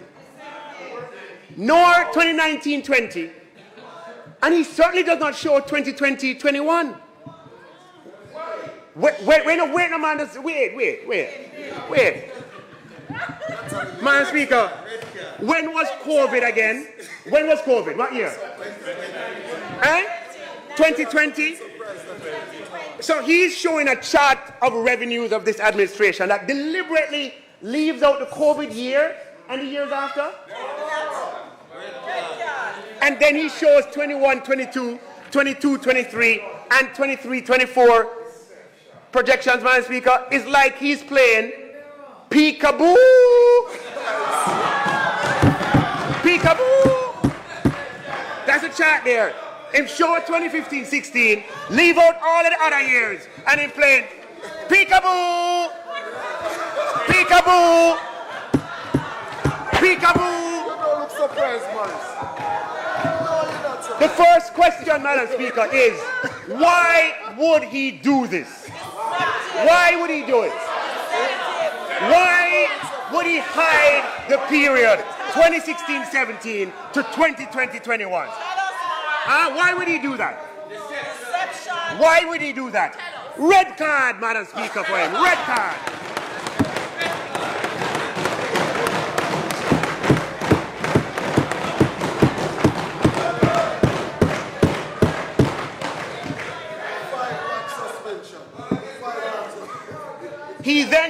Madam Speaker, that revenues have doubled, Madam Speaker, and that, I would say, over 9 years, isn't that a good thing?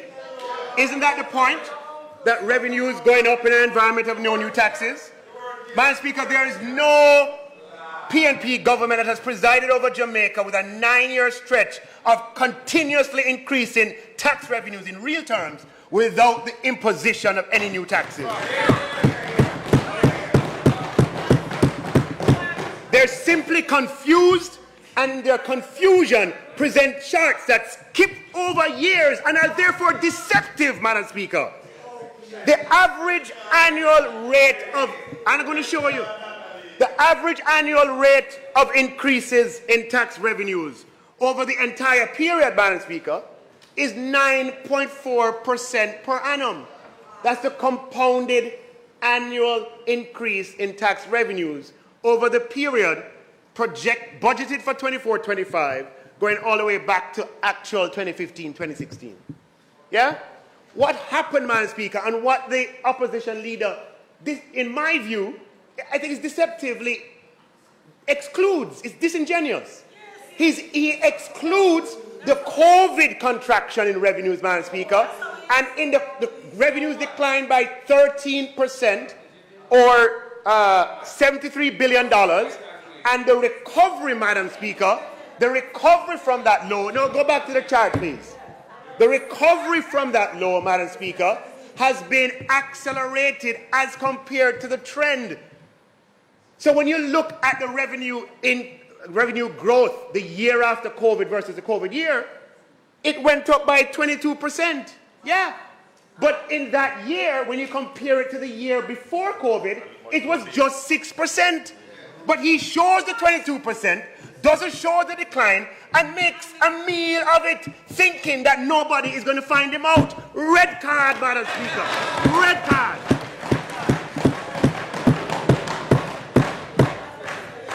So let's go back to the table as it should have been. We're not afraid to hide anything. Show the whole thing. Don't cover it up playing peekaboo. That is what it looks like, Madam Speaker. And what you'll see is that in the last year of their administration, tax revenues went up by 11%. And in 16-17, it went up by 11% for us too. And then 8% the year after, and 9% the year after, and 7% the year after. And then it declined by double digits. So when there was recovery to get back up to where you were, of course there is going to be an accelerated growth, Madam Speaker. He shows the accelerated growth alone, as if to suggest that that characterizes the entire period. Madam Speaker, that is nothing short of utter deception.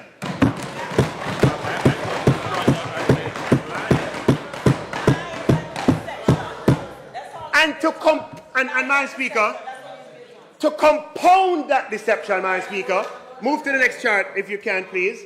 What he does, he adds up those 4 years, and he says, his verbatim quote, over the 4 years, fiscal year 21 to 22 through to fiscal year 24-25, tax collections have increased by 419 billion. 419 billion of additional taxes has been collected from the Jamaican people over the last 4 years. Man, this is just barefaced, misleading, and just disingenuous. First of all, there aren't additional taxes. There are additional tax revenues. And the deception, Madam Speaker, is that he's counting from the depth of COVID when revenues declined by $73 billion in 1 year. So if you look at the column, the third column from the left, that has it's the dollar increase over prior year. And you look at the 4 rows in blue, 110 billion, 136, 103, 68.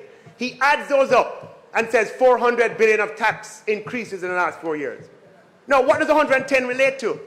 The 110 is the increase from the COVID year when revenues sank from 579 billion to 505 billion, an increase of 110.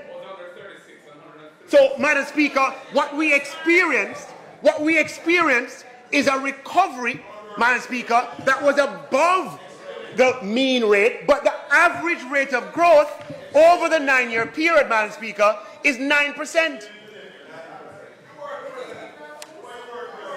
Now, thank God our revenues recovered. Thank God. Or else we could not have allocated $200 billion to public sector compensation. We could not be doing the Spark program. We could not be buying 100 JTC buses. We could not be doing 50 garbage trucks. We could not be giving income tax breaks. We could not be raising the pension exemption or the age exemption. We could not be implementing a reverse income tax credit. Madam Speaker, we could not do any of those things without revenue.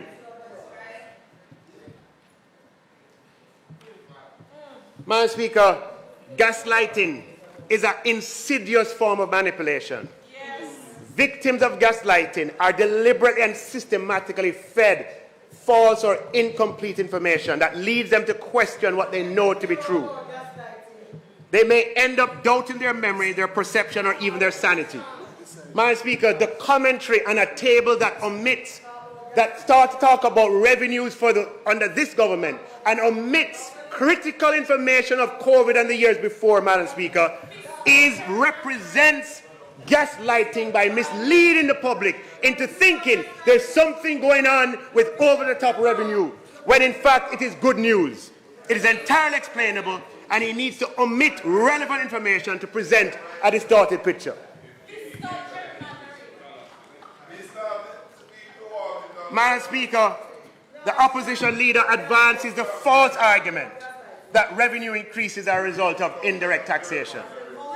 Clearly, he is forgetting that it's this administration that reduced GCT by 1.5 percentage points.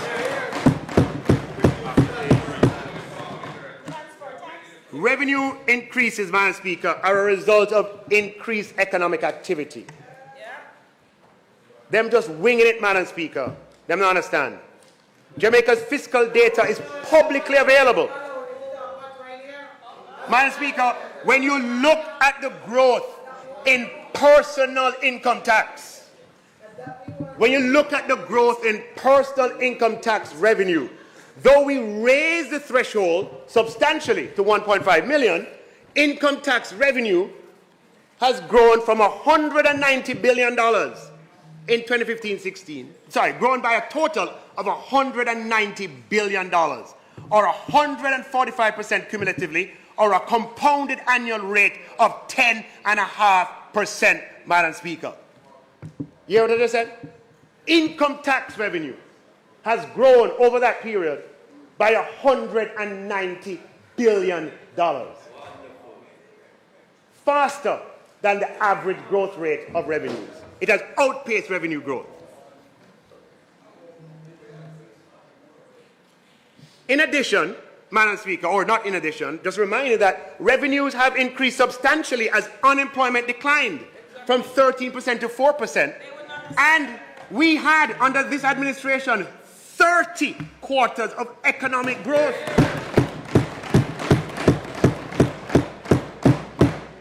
Broken by COVID, yeah, but you add up the two periods, 20 and 30 quarters of economic growth.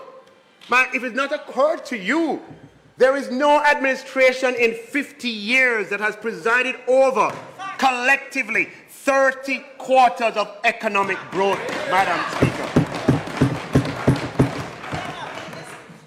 Now, what do you think happens in such an environment? Income tax revenues increase. As at 2022, there were 200,000 more cars on the road compared to 2016.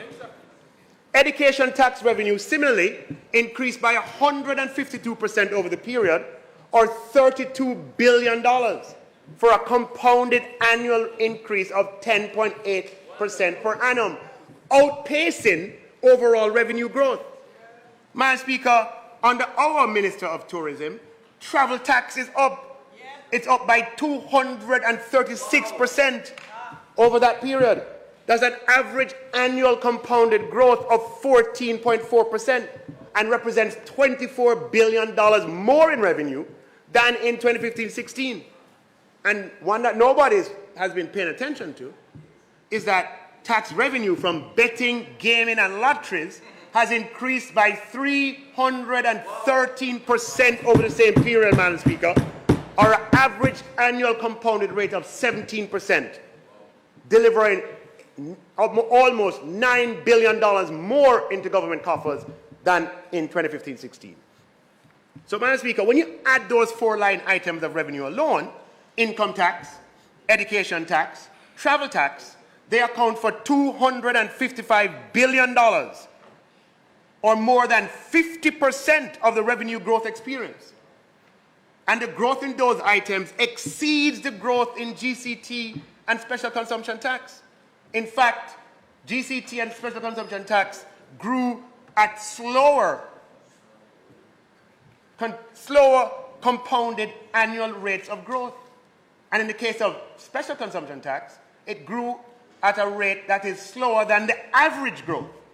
So they just have it in their brain, but they don't bother to do the analysis. Don't bother to look at the data. They just talk from the hip. And because he's a big man in society, Tapanaris, he believes, so we're going to just accept it. Red card for that attitude. Red card for that attitude. Then give me the red card. Red card. Red card. Red card. Red card.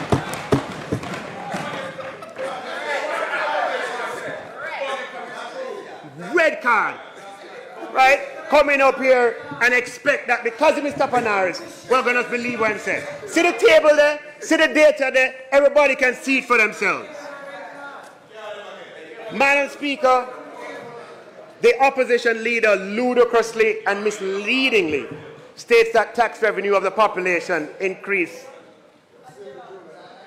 well, from 190,000 per person to 340,000 per person. Madam Speaker, since this government came to office, hear me out on this. Hear me on this. Hear me out talking that tax revenue per person has gone from 190,000 to 340,000. Him now watch what we're going on now. Him just a wing it. Madam Speaker, under this government, since this government came to office, the economy has doubled in size.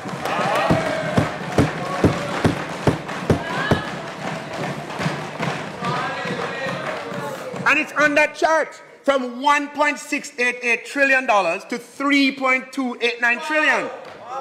Now, if there's no new tax and the economy double, then tax revenue must double too? Who is he really trying to fool?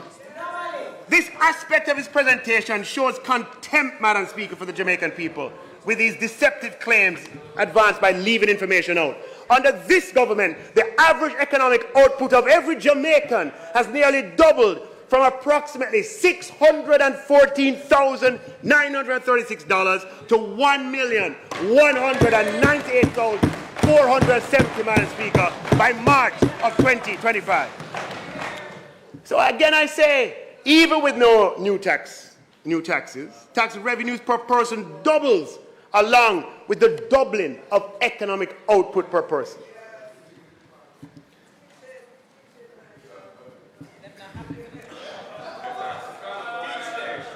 Now, Madam Speaker,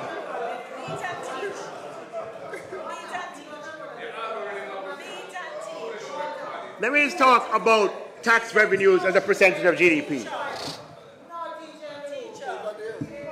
Let me begin this section, Madam Speaker, by just a definition of tax expenditure.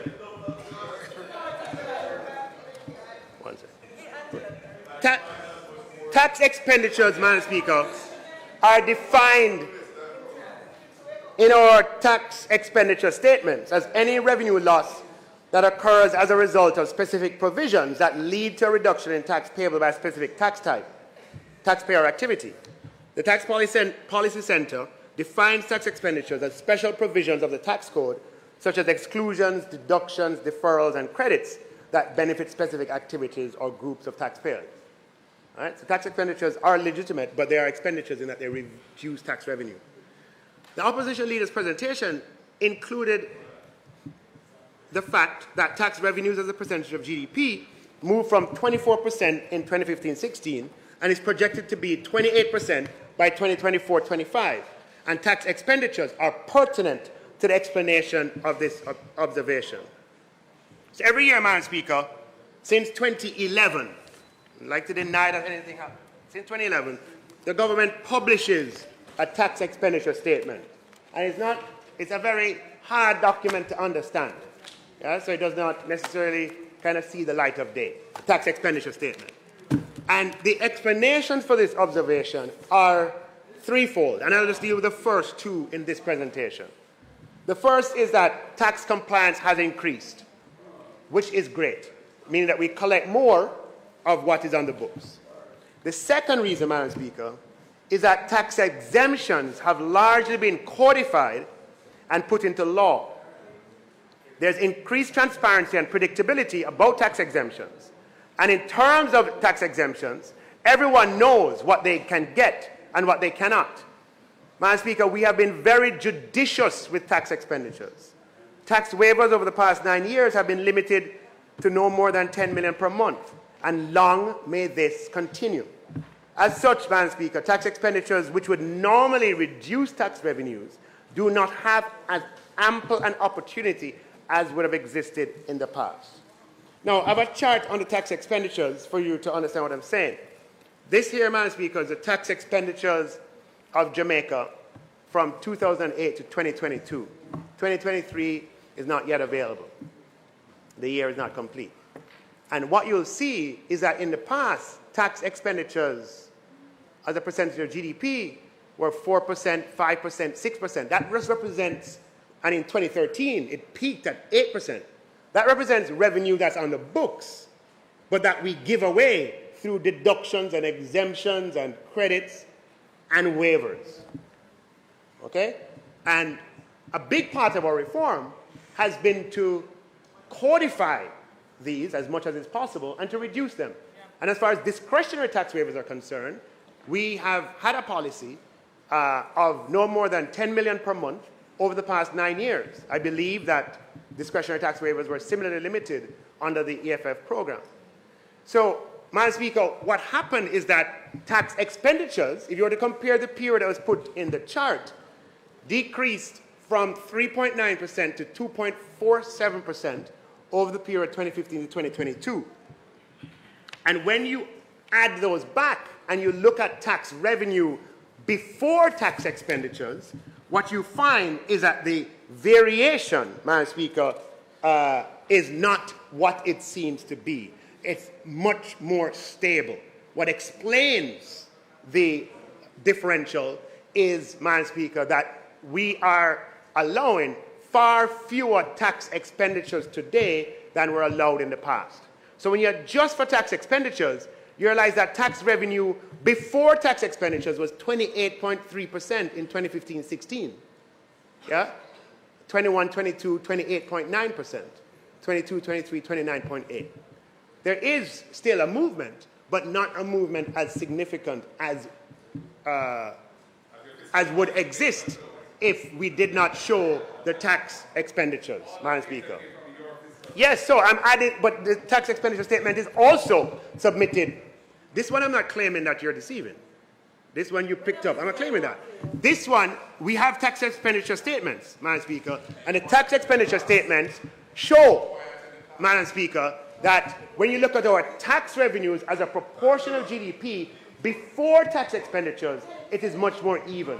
What is happening is that the government, more of the revenue that's on the books is coming to the government, and we are not giving away. And who benefits from tax? Well, a lot. Yeah, it's usually, businesses. Right? So this is in the interest of the people that tax expenditures have been declining over time, and I hope that that can continue, even though you do something like Harmony Coal, tax expenditures are going to go up. Yeah. But again, we will totally be transparent on that when that time comes. Madam Speaker, in May 2023, the Leader of the Opposition declared that Jamaica's income tax threshold should be increased by 40% to 2.1 million. No numbers, no analysis, no costing. 4 months later, in September 2023, 4 months later, he changes his mind, flip-flop again, calling instead for a 100% increase in the income tax threshold. Again, no numbers, no analysis, no costing. Them just a wing it, Madam Speaker, unprincipled positions, shifting in the wind, flip, flip-flop, flip-flop. The whole country waited to hear how Mr. Golding would finance this. Commentators were public with their expectation that Mr. Golding would outline how he would finance the doubling of the threshold. Headlines of the newspapers and the media houses, commentators, government, Golding must outline 3 million income tax threshold plan in budget presentation. And commentators specifically, who are named and I won't name here, called for that. High expectations for Golding's speech. Why? Because everybody wants to hear how he proposed to finance it. And then even the junior spokesperson on finance, Madam Speaker, came on radio and said that the leader of the opposition would outline his funding proposal in the contribution to the budget debate. So again, he has made one of his own lose credibility. Because who's going to believe him again?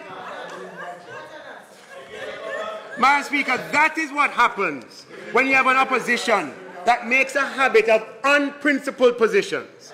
The expectations of them will always lead to disappointment. Because, Madam Speaker, when I explained that this move would cost nearly over $45 billion, all you could hear was silence. Mouth zip. Not a peep. The opposition leader spoke for 2 hours and not one word about how he would fund an increase in the income tax threshold that cost over $45 billion.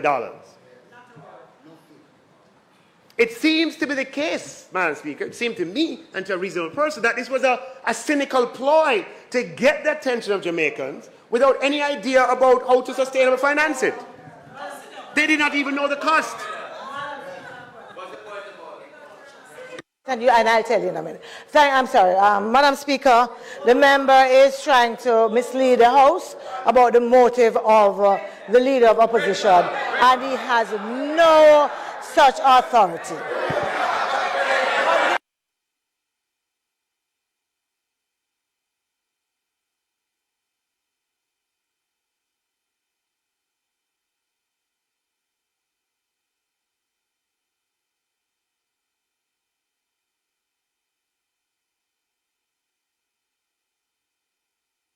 Minister, it would appear, it would appear you may continue.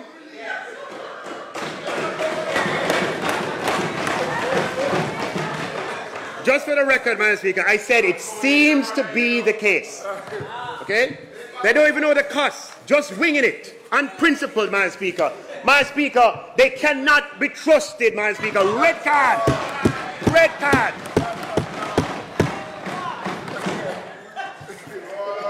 Madam Speaker, we propose to increase the income tax threshold to $1.7 million from $1.5 million, which will deliver 50,000 more per year to Jamaicans who earn more than $1.5 million. We also introduced for the very first time a reverse income tax credit. Madam Speaker, the ministry paper table included that this is designed to increase compliance. Undoubtedly, the government providing a cash give back to registered taxpayers will incentivize greater formalization over the medium term. However, that is not the only aim and certainly not the primary intention of the reverse income tax credit. As such, Madam Speaker, there's nothing in my speech about compliance or about increasing compliance. The words in my speech make it abundantly clear that the intention of the government is that the reverse income tax credit is a fiscal response to prevailing social and economic conditions, particularly for those on the lower end of the income threshold. Madam Speaker, in an income tax system, the taxpayer pays money to the state, and we make such a system progressive by having rates of income tax that increase with income, and by establishing an income tax threshold below which no tax is paid at all. Madam Speaker, negative income tax is even more progressive by reversing the direction in which tax is paid for incomes below a certain level. Earners above that level pay money to the state, while earners below receive money from the state. Now, reverse income tax credit is not negative income tax, but it is designed in that spirit as a one-off measure. We have set the threshold at 3 million because we wanted persons who are just above the current income tax threshold to also benefit. However, Madam Speaker, so those between 1.5 and 3 million, rather than just getting a 50,000 uplift this year, they'll get the 50,000 plus the 20,000, which is a 70,000 uplift for the year. However, Madam Speaker, the reverse income tax credit is targeted at those within the income bracket for 2023 for whom statutory contributions are deducted or who pay statutory deductions themselves. It is only fair, Madam Speaker, that a benefit such as this goes to those who are contributing to the system from monthly deductions that are made, from monthly deductions or other kinds of deductions, or if they pay it themselves. This is fair because they are at a financial disadvantage as compared to those who are not contributing and take home less than those who are outside the system who are earning similar amounts. Yes, it is true that some people are not formalized due to no fault of their own. Their employers neither deduct nor pay over statutory deductions. Well, those persons have a higher net income than others who perform similar functions from whom deductions are made. That is, for most of these persons, by not having statutory contributions deducted, they're better off by more than the value of the reverse income tax threshold, given the aggregate consolidated percentage represented by statutory deductions.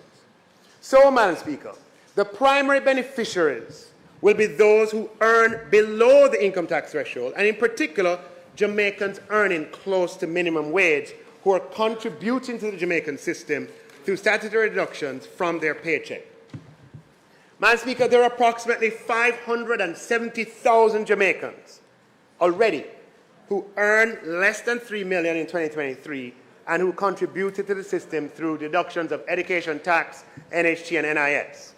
These are the persons who will qualify for the reverse income tax credit, and anyone else regularized before the end of the fiscal year.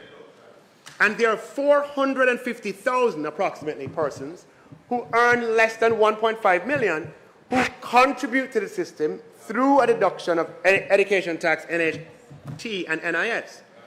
Madam Speaker, this includes many security guards, room attendants, factory floor workers, machine operators, cooks, waitresses in restaurants, office attendants, messengers, janitors, drivers, sanitation workers, street cleaners, maintenance staff, who toil every day, who contribute to the Jamaican system through statutory deductions.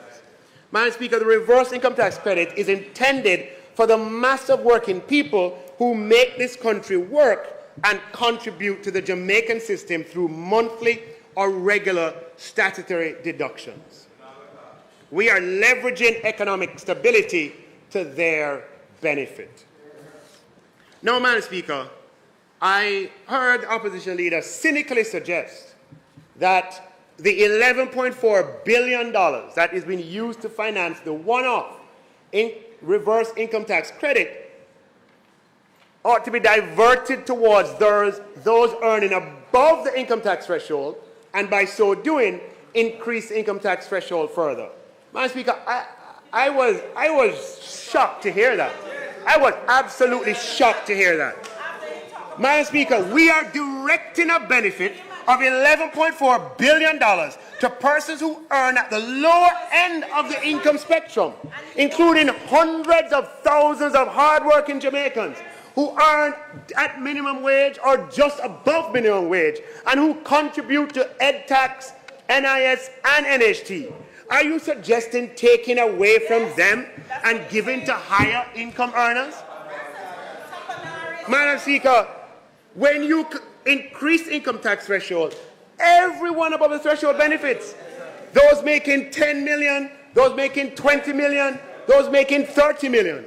So the effect of the opposition leader's suggestion would be to take away the $20,000 reverse income tax credit from the hundreds of thousands of minimum wage earners and those just above, who are among the 570,000, and give it to the 70,000 Jamaicans earning above 3 million. Madam Speaker, that is a red card.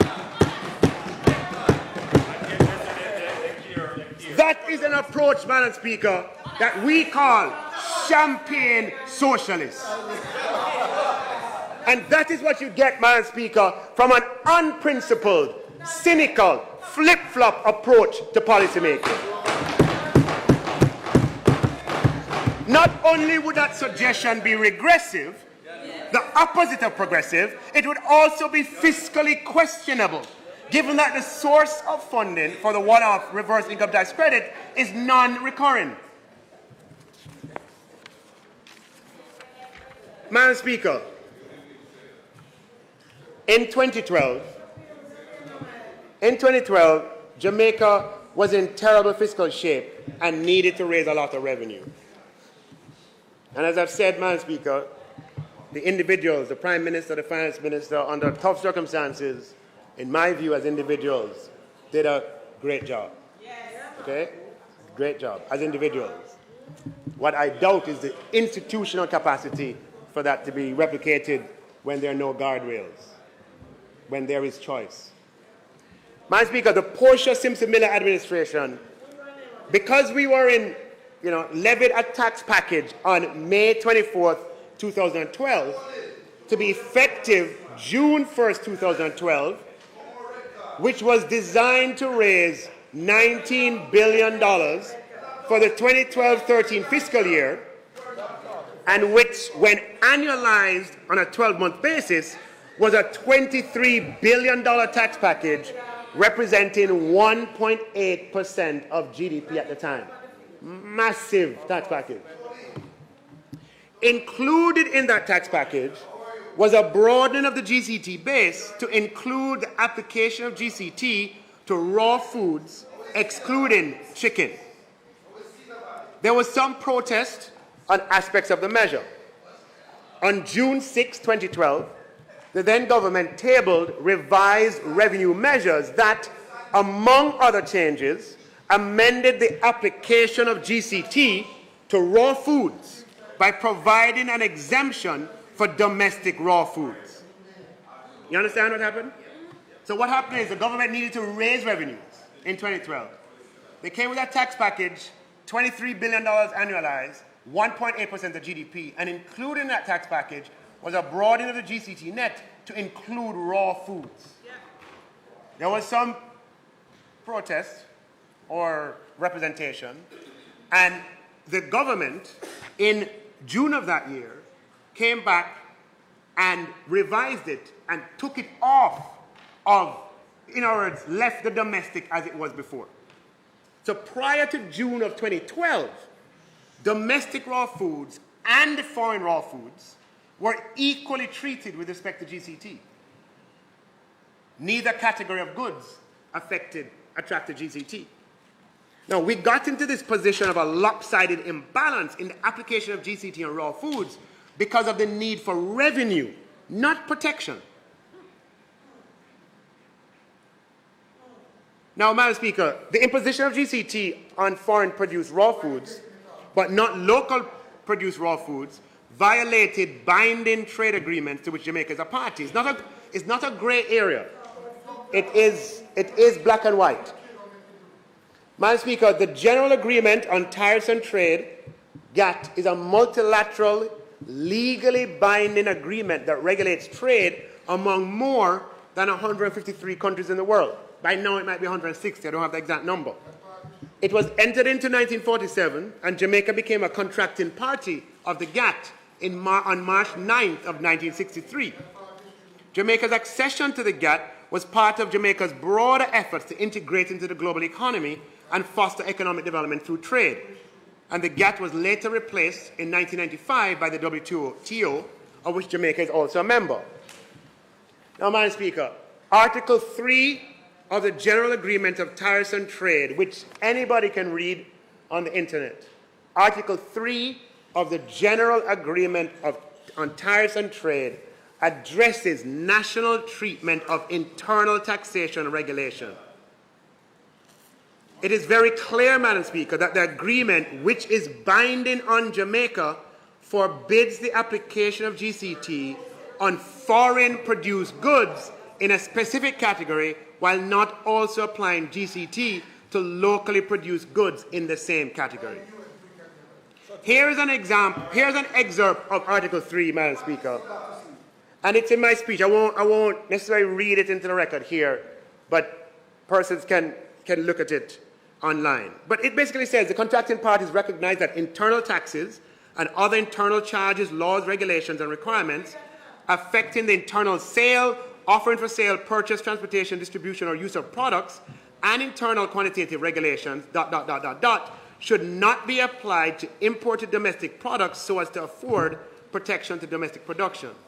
The products of the territory of any contracting party imported into the territory of any other contracting party shall not be subject directly or indirectly to internal taxes or other internal charges of any kind in excess of those applied directly or indirectly to like domestic products. Moreover, no contracting party shall otherwise apply internal taxes or other internal charges to imported or domestic products in a manner contrary to the principles set forth. Now, Madam Speaker, we didn't sign that agreement. We never wrote that law, but we have an obligation, when it is pointed out to us, to abide by international law. This is not debatable or up for negotiation. It is a crystally clear provision.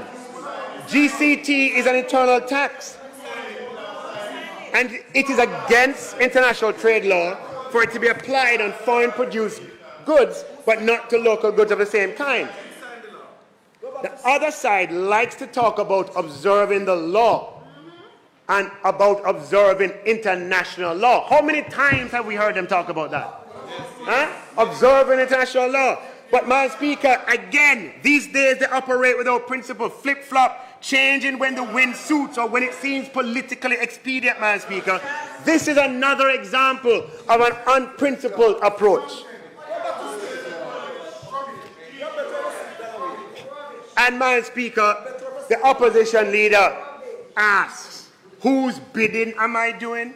Madam Speaker, it is out of order. I am upholding the rule of law and having Jamaica honor our international, legal, binding obligation.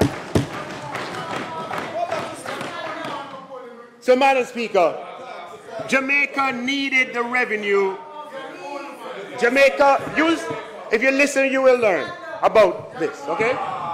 Madam Speaker, Jamaica needed the revenue in 2012, and so presumably, I'm not saying it is so, presumably, the decision was made on the basis of kind of catch me if you can, right? In 2012. Well, Madam Speaker, Jamaica indeed was caught. First by CARICOM. CARICOM got wind of this breach of international law and wrote to Jamaica demanding that changes be made so that its members were not subject to unfair trade practices. Madam Speaker, Jamaica quickly complied. No, okay. Trust me on this, okay? Jamaica quickly complied.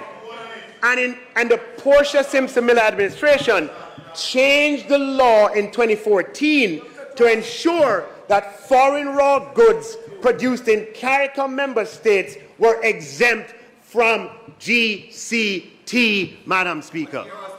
That was in 2014. So they were caught by CARICOM. Fast forward, Madam Speaker, to 2023. Jamaica representatives of the World Trade Organization visited Jamaica in November of 2023 for a customary scheduled review of our trade regime. And, Madam Speaker, they saw this breach and brought it to the attention of the current administration.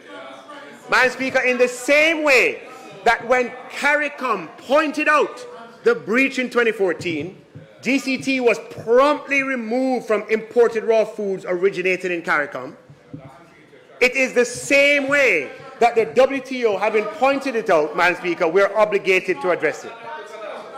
And there are only two options to address this breach. Either we apply GCT to locally produced raw foods, or we remove it from imported raw foods. And we chose the more palatable option at this time because of removing GCT from raw foods.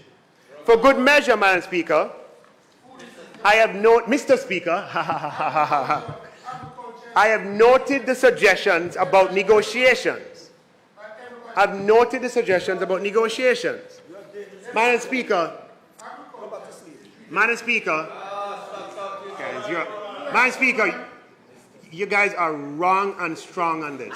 Strong and wrong. You are strong and wrong. Madam Speaker, this is a black and white issue that violates a founding principle of GATT, Mr. Speaker, signed by 153 countries. It's not a negotiable provision. It's not a negotiable provision. The GCT is not a negotiable provision. I will talk about what is negotiable, but not the GCT. Okay? Now, I use the term blacklisted, Madam Speaker, as a term to mean sanctioned by the international community. There's no literal blacklist for breach of international money laundering or tax obligations. What I meant, Madam Speaker, is that, and as I said, Jamaica would be exposed to trade sanctions from other WTO members. So, Madam Speaker, let's talk about protection. Let's talk about protection and negotiation. Madam Speaker,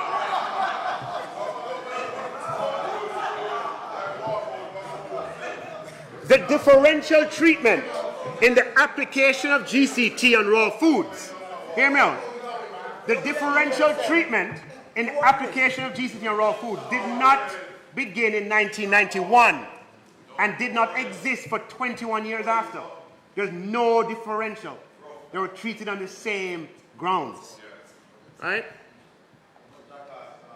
It's only in the past 12 years where, due to the need for revenues from a deep fiscal crisis, that Jamaica ended up flouting international law with respect to the non-uniform application of GCT.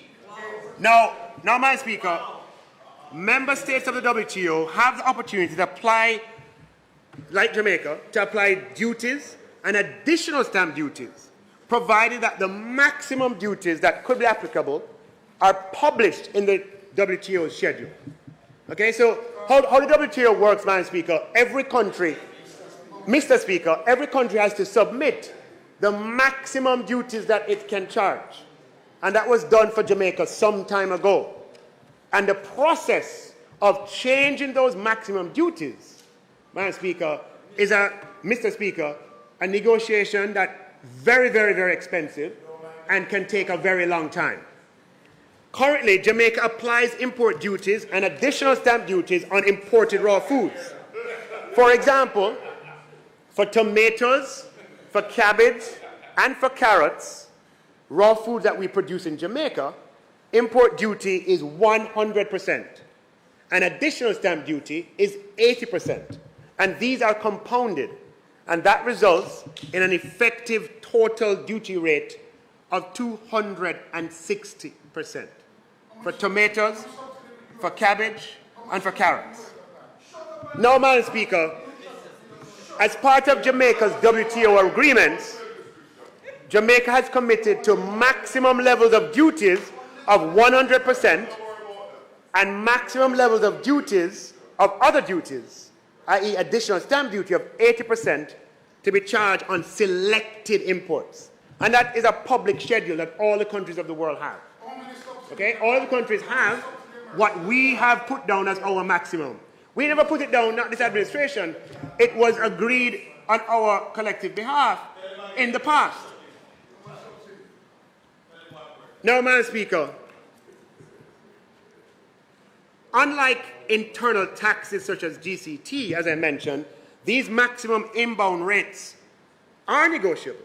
But we must bear in mind, and I will circulate for full public consumption and understanding, the process of renegotiation. And you'll see the flow chart.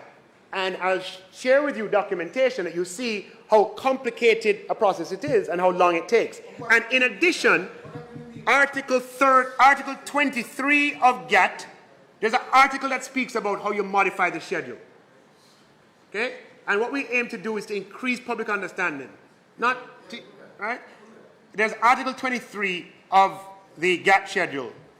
And it reminds us, and I'm going to, in quotes from Article 3, it says, in such negotiations and agreement, meaning negotiations, which may include provisions for compensatory adjustments with respect to other products, the contracting parties concerned shall endeavor to maintain a general level of reciprocal and mutually advantageous concessions not less favorable to trade than provided for in this agreement prior to such negotiations. And what that means, Madam Speaker, is that any favorable adjustment in maximum rates in one area would need to be traded with compensating adjustments elsewhere. So, Madam Speaker, Madam Speaker, the government, Madam Speaker, has the option of additional stamp duties and other duties because we are not at the maximum level for all of the products. And the government of Jamaica is committed to quickly reviewing the additional stamp duty regime, including for raw foods, with a view of making the necessary adjustments in consultation with stakeholders. We are putting together a working group in this regard. The amendment for the GCT has not been passed yet. Okay? We are putting together, Madam Speaker, a working group in this regard, which includes the Ministry of Agriculture, the Ministry of Industry, Investment and Commerce, and the Ministry of Finance and the Public Service, inclusive of the Jamaica Customs Agency. Each of the parties to the working group will engage stakeholders in their sector. For the Ministry of Agriculture, this will include the Jamaica Agricultural Society, I believe, Minister Green. It will also include maybe even RADA and other stakeholders in the agriculture sector. The third schedule to the GCT schedule, I must remind everyone, Madam Speaker, shows all the items exempted. Madam Speaker, this is a very important point because there are some that will take advantage of the public not understanding what is happening. There's a view that when we say raw food stuff, we mean everything conceivable that constitutes raw food. That's not the case. Okay, the third schedule of the GCT Act shows all the items, hear me out first, shows all the items, Madam Speaker, that have been exempted from GCT from the very beginning, meaning even when the net was broadened, these items were not included. As a result, these items did not attract GCT on imports and did not attract GCT locally. So these items, Madam Speaker, the measure announced today does not affect in any way items on this schedule, which include fresh fruit and vegetables, excluding imported apples, pears, apricots, cherries, peaches, nectarines, plums, berries, grapes, and kiwis, ground provisions, legumes, onions and garlic, meat, chicken, fish, crustacean or mollusk, corn, Madam Speaker.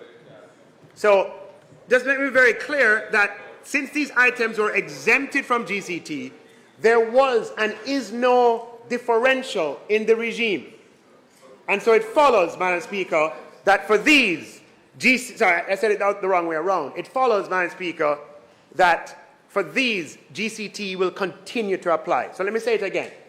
When the net was broadened, Madam Speaker, and GCT was then taken off of some, this third schedule, Madam Speaker, represents the items that were exempted from that treatment. So the amendment to be passed at some point in 24-25, Madam Speaker, will not have an effect on these items. The way they are treated will not change. So, Madam Speaker, with respect to the other items that are not on this list, Madam Speaker, with respect to the other, for these items, for these items, Madam Speaker, they are being treated, GCT, the GCT treatment for these items is the same on local and foreign. And that is why, Madam Speaker, and they were exempt, because they were exempt from the beginning. Okay? No, you are totally confused, member, with the greatest of respect. Totally confused.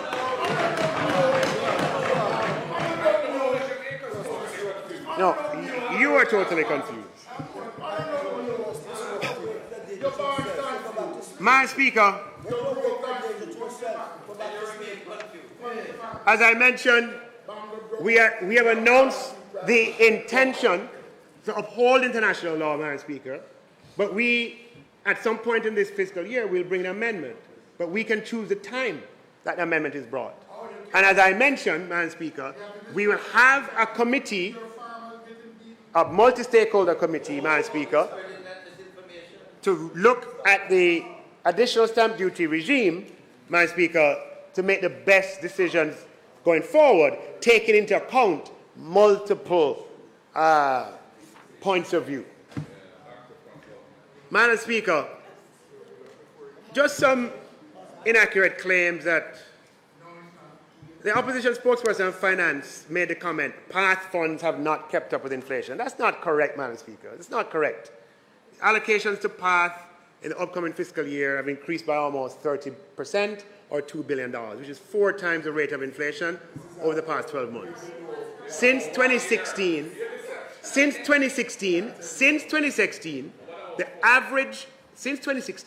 the average real rate of increase in PATH allocations, adjusted for inflation, is approximately 15%. Madam Speaker, so PATH, no. I'm saying PATH allocations, Madam Speaker, PATH allocations have increased by 30% in the last 12 months, and since 2016 have increased at a rate, Madam Speaker, way above the rate of inflation. And I believe the number is 15% above the rate of inflation. Madam Speaker, the opposition leader, Mr. Speaker, the opposition leader also erroneously claimed, and I read in quotes, there has been upward movement in poverty, both poverty and inequality under the JLP government. The prevalence of poverty increased from 16.7% to 11% in 2019. Madam Speaker, it is inaccurate. And it is beneath the leader of the opposition to mislead in this way. He knows that the rate of 16.7% is for 2021, 3 years ago. Yet he speaks of it as if it is a current figure. He doesn't even put the date for it. He puts a date for the 11%, but you notice the date for the 16.7 is not there. Madam Speaker, he knows that the Jamaica Labour Party administration began in February 2016. And he knows that in 2015, under the PNP, the incidence of poverty was 21.2%. Madam Speaker, the incidence of poverty in Jamaica, even in the midst of the devastating COVID-19 pandemic. You know, I've listened to the torrent of what he's had to say. But on this particular point, I was quoting from the most recent Jamaica survey of living conditions. I was quoting from that, which is a government publication.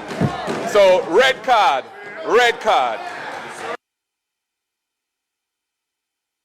He may be quoting from a survey of living conditions, but he knows that the rate is for 2021. It's in the public domain.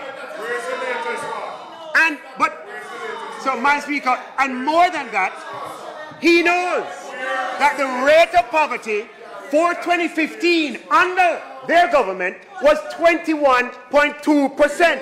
Now, if you start at 21.2%, and even after COVID, you're at 16.7%, how can you stand and tell the people of Jamaica that poverty has increased?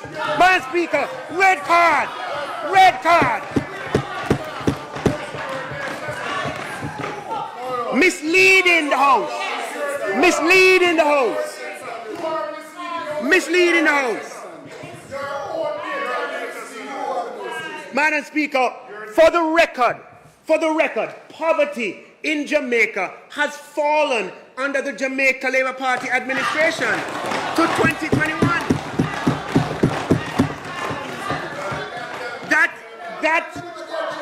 That is just a basic fact, Madam Speaker. It was 21.2, and in 2021, it was 16.7%. And Madam Speaker,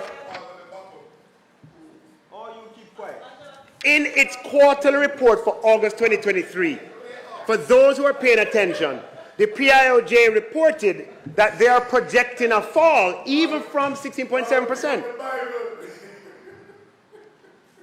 Madam Speaker, and furthermore, in October 2023, the World Bank released their estimate of poverty for 2022. I don't know if they'll be correct or not, but it's way lower than 16.7. So don't go around, there's enough to talk about.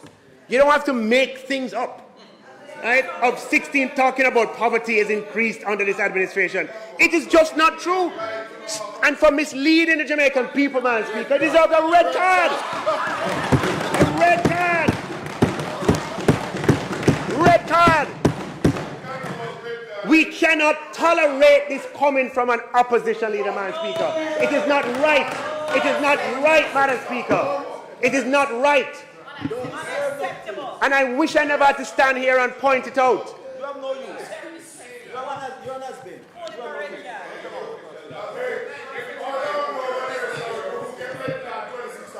You need, I hope it's not intentional. Madam Speaker, there's another kind of false claim. Here's what was claimed in the opposition leader's presentation. The government has been boasting of low unemployment when most of those jobs are below the International Labour Organization standard of decent work. Madam Speaker, he's just taking anecdotes and just stating them as fact, not looking at any documentation whatsoever to substantiate the views. There is actually a Caribbean Policy Research 2023 report, and it's called Growthless Jobs. That's the name of it. Yeah? It's not a favorable title, right? But that's what it's called. And in that report, produced by scholars who are doing research and studying, here's what it says, and permit me to read what it says. It says, employment data from the labor force surveys between 2015 and 2022 shows that most of the newly created jobs have been full-time jobs. In Jamaica, and we know that, the BPO alone has expanded massively. Tourism has expanded massively. Those are full-time jobs. In Jamaica, and I'm continuing to quote, my intervention there is not a part of the text. Let me start again. Employment data from the labor force surveys between 2015 and 2022 shows that most of the newly created jobs have been full-time jobs. In Jamaica, the number of employees working more than 35 hours has risen substantially alongside a simultaneous but less dramatic fall in those working fewer than 35 hours, indicating a shift towards full-time jobs. The rise of formal work is displayed by the occupation composition of employment growth. Two of the strongest occupational growth categories were clerks, accounting for 24% of the new jobs, and professionals, senior officials, and technicians, which added 21%. Combined growth in these two categories represents half of the growth across occupations, and 84% of those were formal workers. The rise in formal employment has been fueled by increased employment of educated workers. Just 23% of unskilled workers in Jamaica work in the formal economy, compared to 69% of semi-skilled and 91% of skilled workers. And it goes on. And I have the rest of it in my speech. But the essence of it, Madam Speaker, just contradicts the claim that he's making, Madam Speaker. Madam Speaker,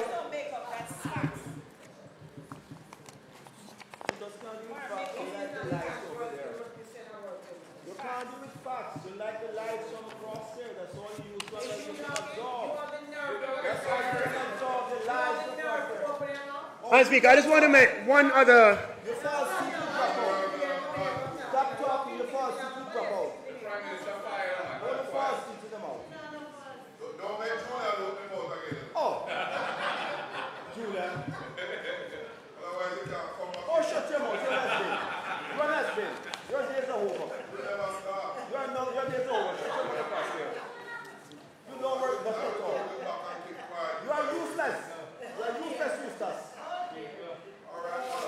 Madam Speaker. Mr. Speaker, jeez and peace. Mr. Speaker, the opposition, and this is not a major point, but it's one that I have to point out, Madam Speaker, because this creep, the opposition spokesman on finance stated that, furthermore, we initiated reforms to grant the Bank of Jamaica operational independence in setting monetary policy, primarily focused on inflation targeting to ensure price stability. Madam Speaker, in this country, we like to grab ideas and think we can own them. And ideas are a dime a dozen, and in the context of countries and policies I mentioned earlier. And therefore, there's sometimes certainly a confusion coming from opposition sides between ideas and talk and action, on the other hand, achievement and results. I know by experience that the idea of operational independence of the central bank predates even the Simpson-Miller administration and dates back to the 2010 IMF program. I know that because I was on the BOJ board in 2009 and 2010. It is an idea I found very attractive at the time. And I must tell you, it is one of the ideas, and I was inspired by the discussion that ensued. However, Madam Speaker, Jamaica was grappling with suffocating fiscal dominance and unsustainable fiscal arrangements. And though it was an idea and there's work done on it and stuff brought to the board, that I was a part of, there's no way it could be done at that time. But as tangible evidence, Madam Speaker, in 2009, former Minister in the Ministry of Finance, Don Webby, proposed that the BOJ set up a monetary policy committee to determine interest rates. Yeah, you see that article there? That's 2009. Don Webby, restructure BOJ. Webby proposes new central bank model, proposes committee, right? And he wouldn't have been the first. So these ideas existed from then and indeed were being pursued, but in reality they could not be achieved. Now, Madam Speaker, anyone can review the extended fund facility agreements and all 10 reviews under the 2012 to 2015 administration. None of the many structural benchmarks in those documents address monetary policy operations of the central bank, nor modernization of the central bank. None of them. During this period, the government's economic policy framework was set out in those documents, and particularly in the structural and quantitative targets. Madam Speaker, in my capacity as Ambassador of Economic Affairs, with the support of the Prime Minister, I negotiated the precautionary standby arrangement with the IMF in 2016 and the structural benchmarks under the precautionary standby arrangement. And those benchmarks represent the first time that monetary policy operations or modernization of the central bank is listed as an agreed policy objective. And the sixth structural benchmark reads, to enhance the BOJ, and you can read it for yourself. No. There is no structural benchmark on the monetary policy operations. Trust me on it, opposition leader. Okay? Trust me on it. Madam Speaker, to get there required technical assistance, a technical assistance mission from the IMF consisted of monetary policy experts who visited Jamaica, met with officials, and delivered their report in 2017, and that formed the basis of more than one cabinet submission. And even in advance of the law coming into effect, Jamaica began its transition to full-fledged inflation targeting. Inflation targeting, Madam Speaker, is not a secret. I'm not saying it's not a secret. And so when you say began the transition, inflation target is not a secret. It's a very public thing, because if it's not public, it cannot be achieved. It's a public structure. It requires publicly setting inflation targets and updating the public about progress towards deviation from those targets. It requires, as a prerequisite, and here's the part, a transparent competitive mechanism for the central bank to engage with the foreign exchange market in purchases and sales of foreign exchange. You can't have inflation targeting without a transparent competitive mechanism. And this prerequisite for inflation targeting, Madam Speaker, and that prerequisite, Mr. Speaker, was only achieved in 2017 with the launch of the Bank of Jamaica's Foreign Exchange Intervention Trading Tool, BFIXIT, which is a rules-based, competitive, multiple-price FX tool that improved the bank's interaction with authorized dealers and cambios for the buying and selling of foreign exchange. With B-Fixit in place, the Bank of Jamaica officially began its transition to full-fledged inflation targeting in 2017, and that was a public thing. The central bank governor gave a speech at a quarterly press briefing entitled Modernizing Jamaica's Foreign Exchange Market, the Pivot to Inflation Targeting. The Pivot to Inflation Targeting in November of 2017. And he, in that speech, Madam Speaker, he noted the milestone of the first time that a Minister of Finance and Public Service set in a medium-term target of 4 to 6%. That is when inflation targeting was done in Jamaica. Madam Speaker, there were things done between 2012 and 2016. What I'm saying is the statement, Madam Speaker, made, as it is made, the words used are inaccurate, Madam Speaker. The words used. We need... you know your speech. No. Read what you said. Read what you said. So, Madam Speaker,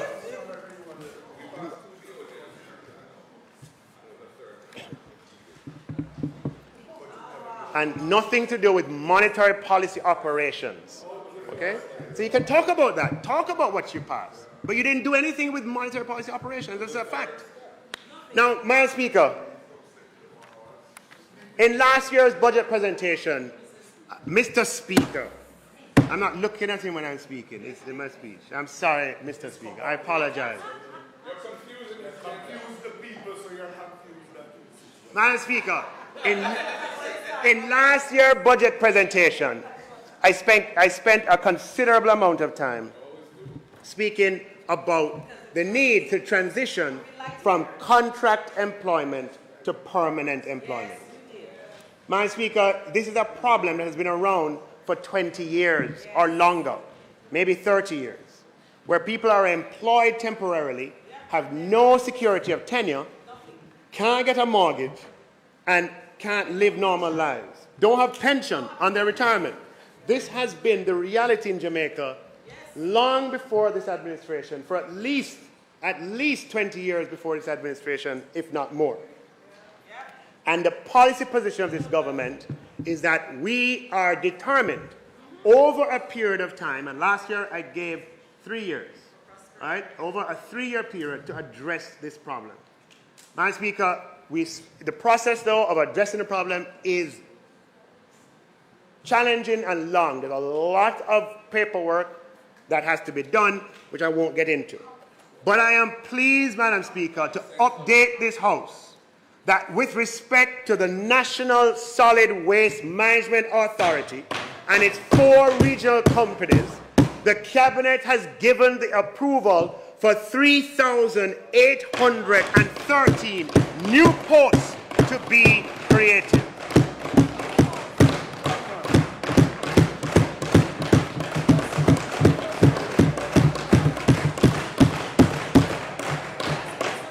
And that is across the National Solid Waste Management Authority, MPM Waste Management Authority, NEMPM Waste Management, SPM Waste Management, and WPM Waste Management Authority.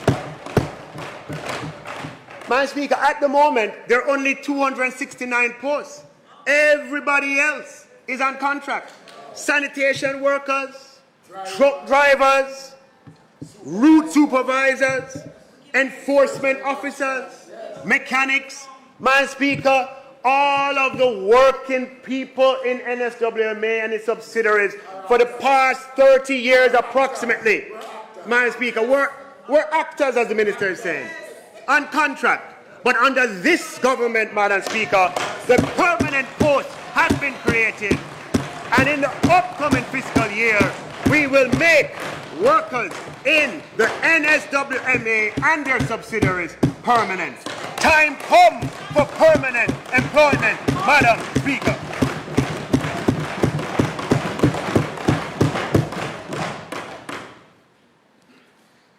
So, Madam Speaker, Mr. Speaker, Mr. Speaker, we have Mr. Speaker, there is just a slight change to the provision on importation of armored cars for the security industry. Madam Speaker, Mr. Speaker,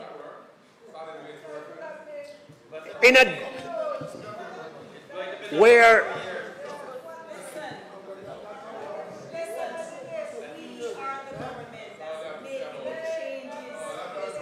Mr. Speaker, which we are tabling here today. I don't have it on me. But Mr. Speaker, this is a significant budget. This is the 9th budget of this administration, Mr. Speaker. And this is the 7th consecutive year of absolutely no new taxes. And Mr. Speaker, we have demonstrated that we are a government that believes in economic freedom, and we are also a government that believes in social justice.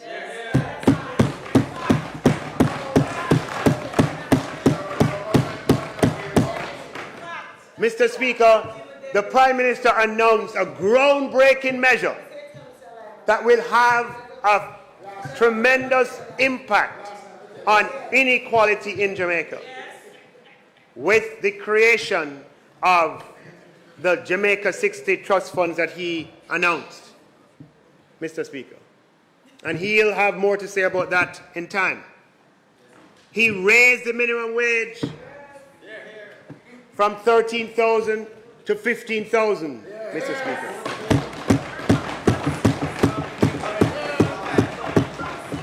And provided a raft of benefits for persons in seeking housing. Importantly, which has not been carried sufficiently in the media, he announced that the work will begin this year for regularization of a number of informal communities across the country with a $15 billion program that will begin on the capital side of the budget next year.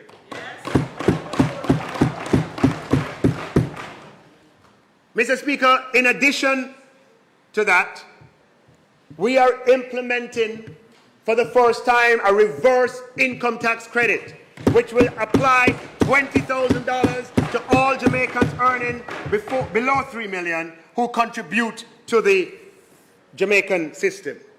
We will be increasing the pension exemption and the age exemption such that pensioners who are over the age of 65 and who earn more than the current income tax threshold of $1.5 million will have the opportunity for $135,000 more on their pension.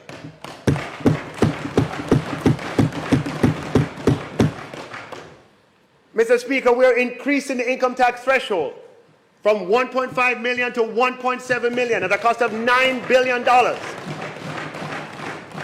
We are removing, finally, Mr. Speaker, the need for a student loan in accessing tertiary financing from the Student Loan Bureau. A regressive measure that has been in place for 30 years, abolished, Mr. Speaker, by this government. We are increasing the de minimis threshold on importation, doubling it from $50 US to $100 US.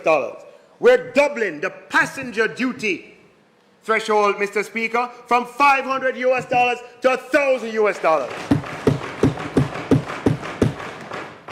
We are constructing at the same time 4 hospitals across Jamaica. We have $20 billion allocated to roads, building highways, procuring 100 new buses and 50 garbage trucks, all at the same time. Mr. Speaker, this is a government, unlike others from the other side that we've had before, that pursues economic stability and then turns around and leverages that economic stability in the interest of the Jamaican people. And we're predisposed to to an environment that is predictable and not one that is chaka-chaka with taxes every year. And most importantly, Madam Speaker, we don't have to rely on tactics that earn red cards with producing charts that don't include relevant years, don't include the fact that there's a COVID crisis, don't include the revenue, Mr. Speaker. We don't produce that. Red card for them, Mr. Speaker. Red card. So, Mr. Speaker, it is with that, Mr. Speaker, of presenting a budget that pushes them into the corner and forces them to make those kind of flip-flop, unprincipled mistakes, Mr. Speaker. And Mr. Speaker, this is a government that in the pursuit of economic freedom and social justice improves the standard of living of the Jamaican people with per capita income rising even as we strengthen the social safety net. We introduced a social pension, Mr. Speaker. We introduced a tourism workers pension scheme, and we will introduce the unemployment insurance. And Mr. Speaker, with that, Mr. Speaker, I conclude the closing presentation to the budget debate for 2024-25.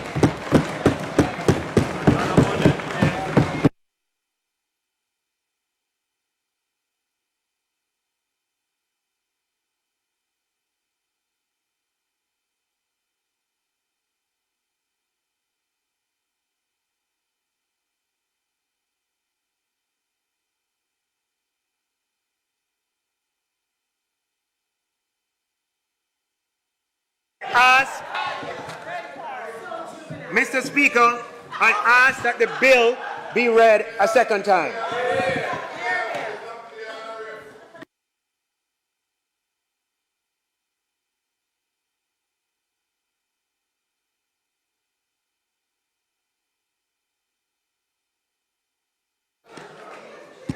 The question is that the bill be read a second time. Those in favor?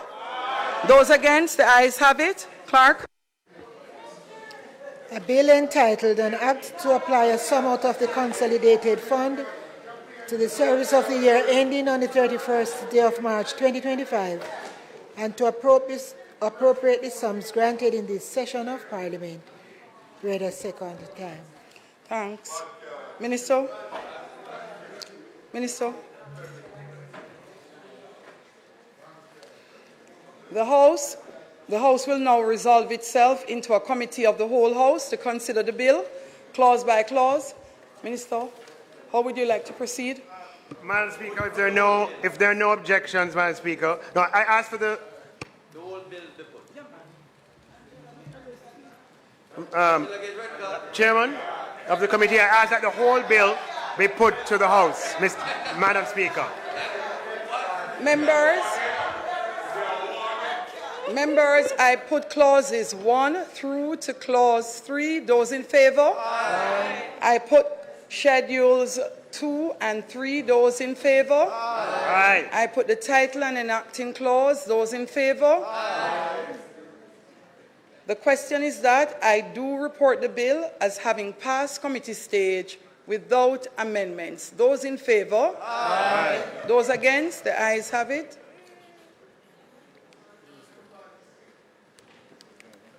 Madam. Not as yet, Minister. 1 minute.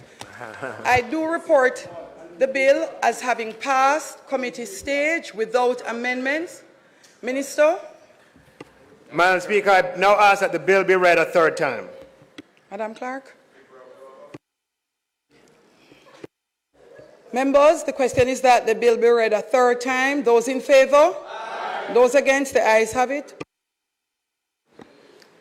A bill entitled An Act to Apply a Sum out of the Consolidated Fund to the service of the year ending on the 31st day of March 2025 and to appropriate the sums granted in this session of Parliament read a third time and passed.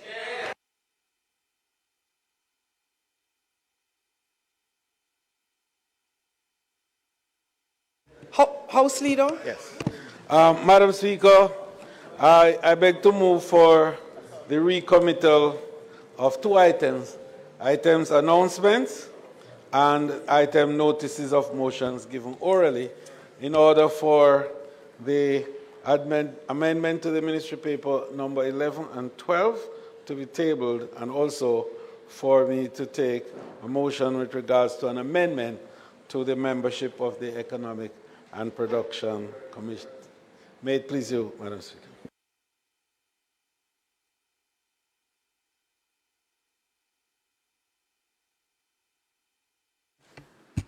Members, the question is that we recommit announcements and notices of motions given orally. Those in favor? Those against? The ayes have it.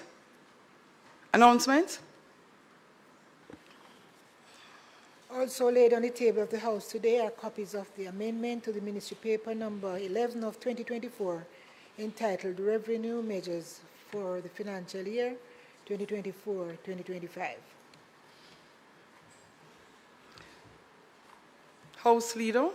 Madam Speaker, I beg to give notice that at the next meeting of the House, I will move, be it resolved, with reference to the resolution approved by this Honourable House on the 29th day of September 2020, appointing an Economic and Production Committee, that the name Mr. Hugh Graham be deleted and the name Mr. Fitz Jackson be substituted thereto.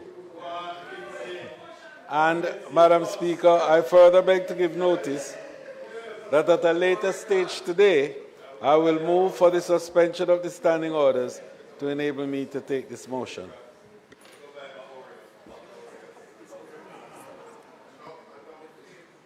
Public Business, House Leader.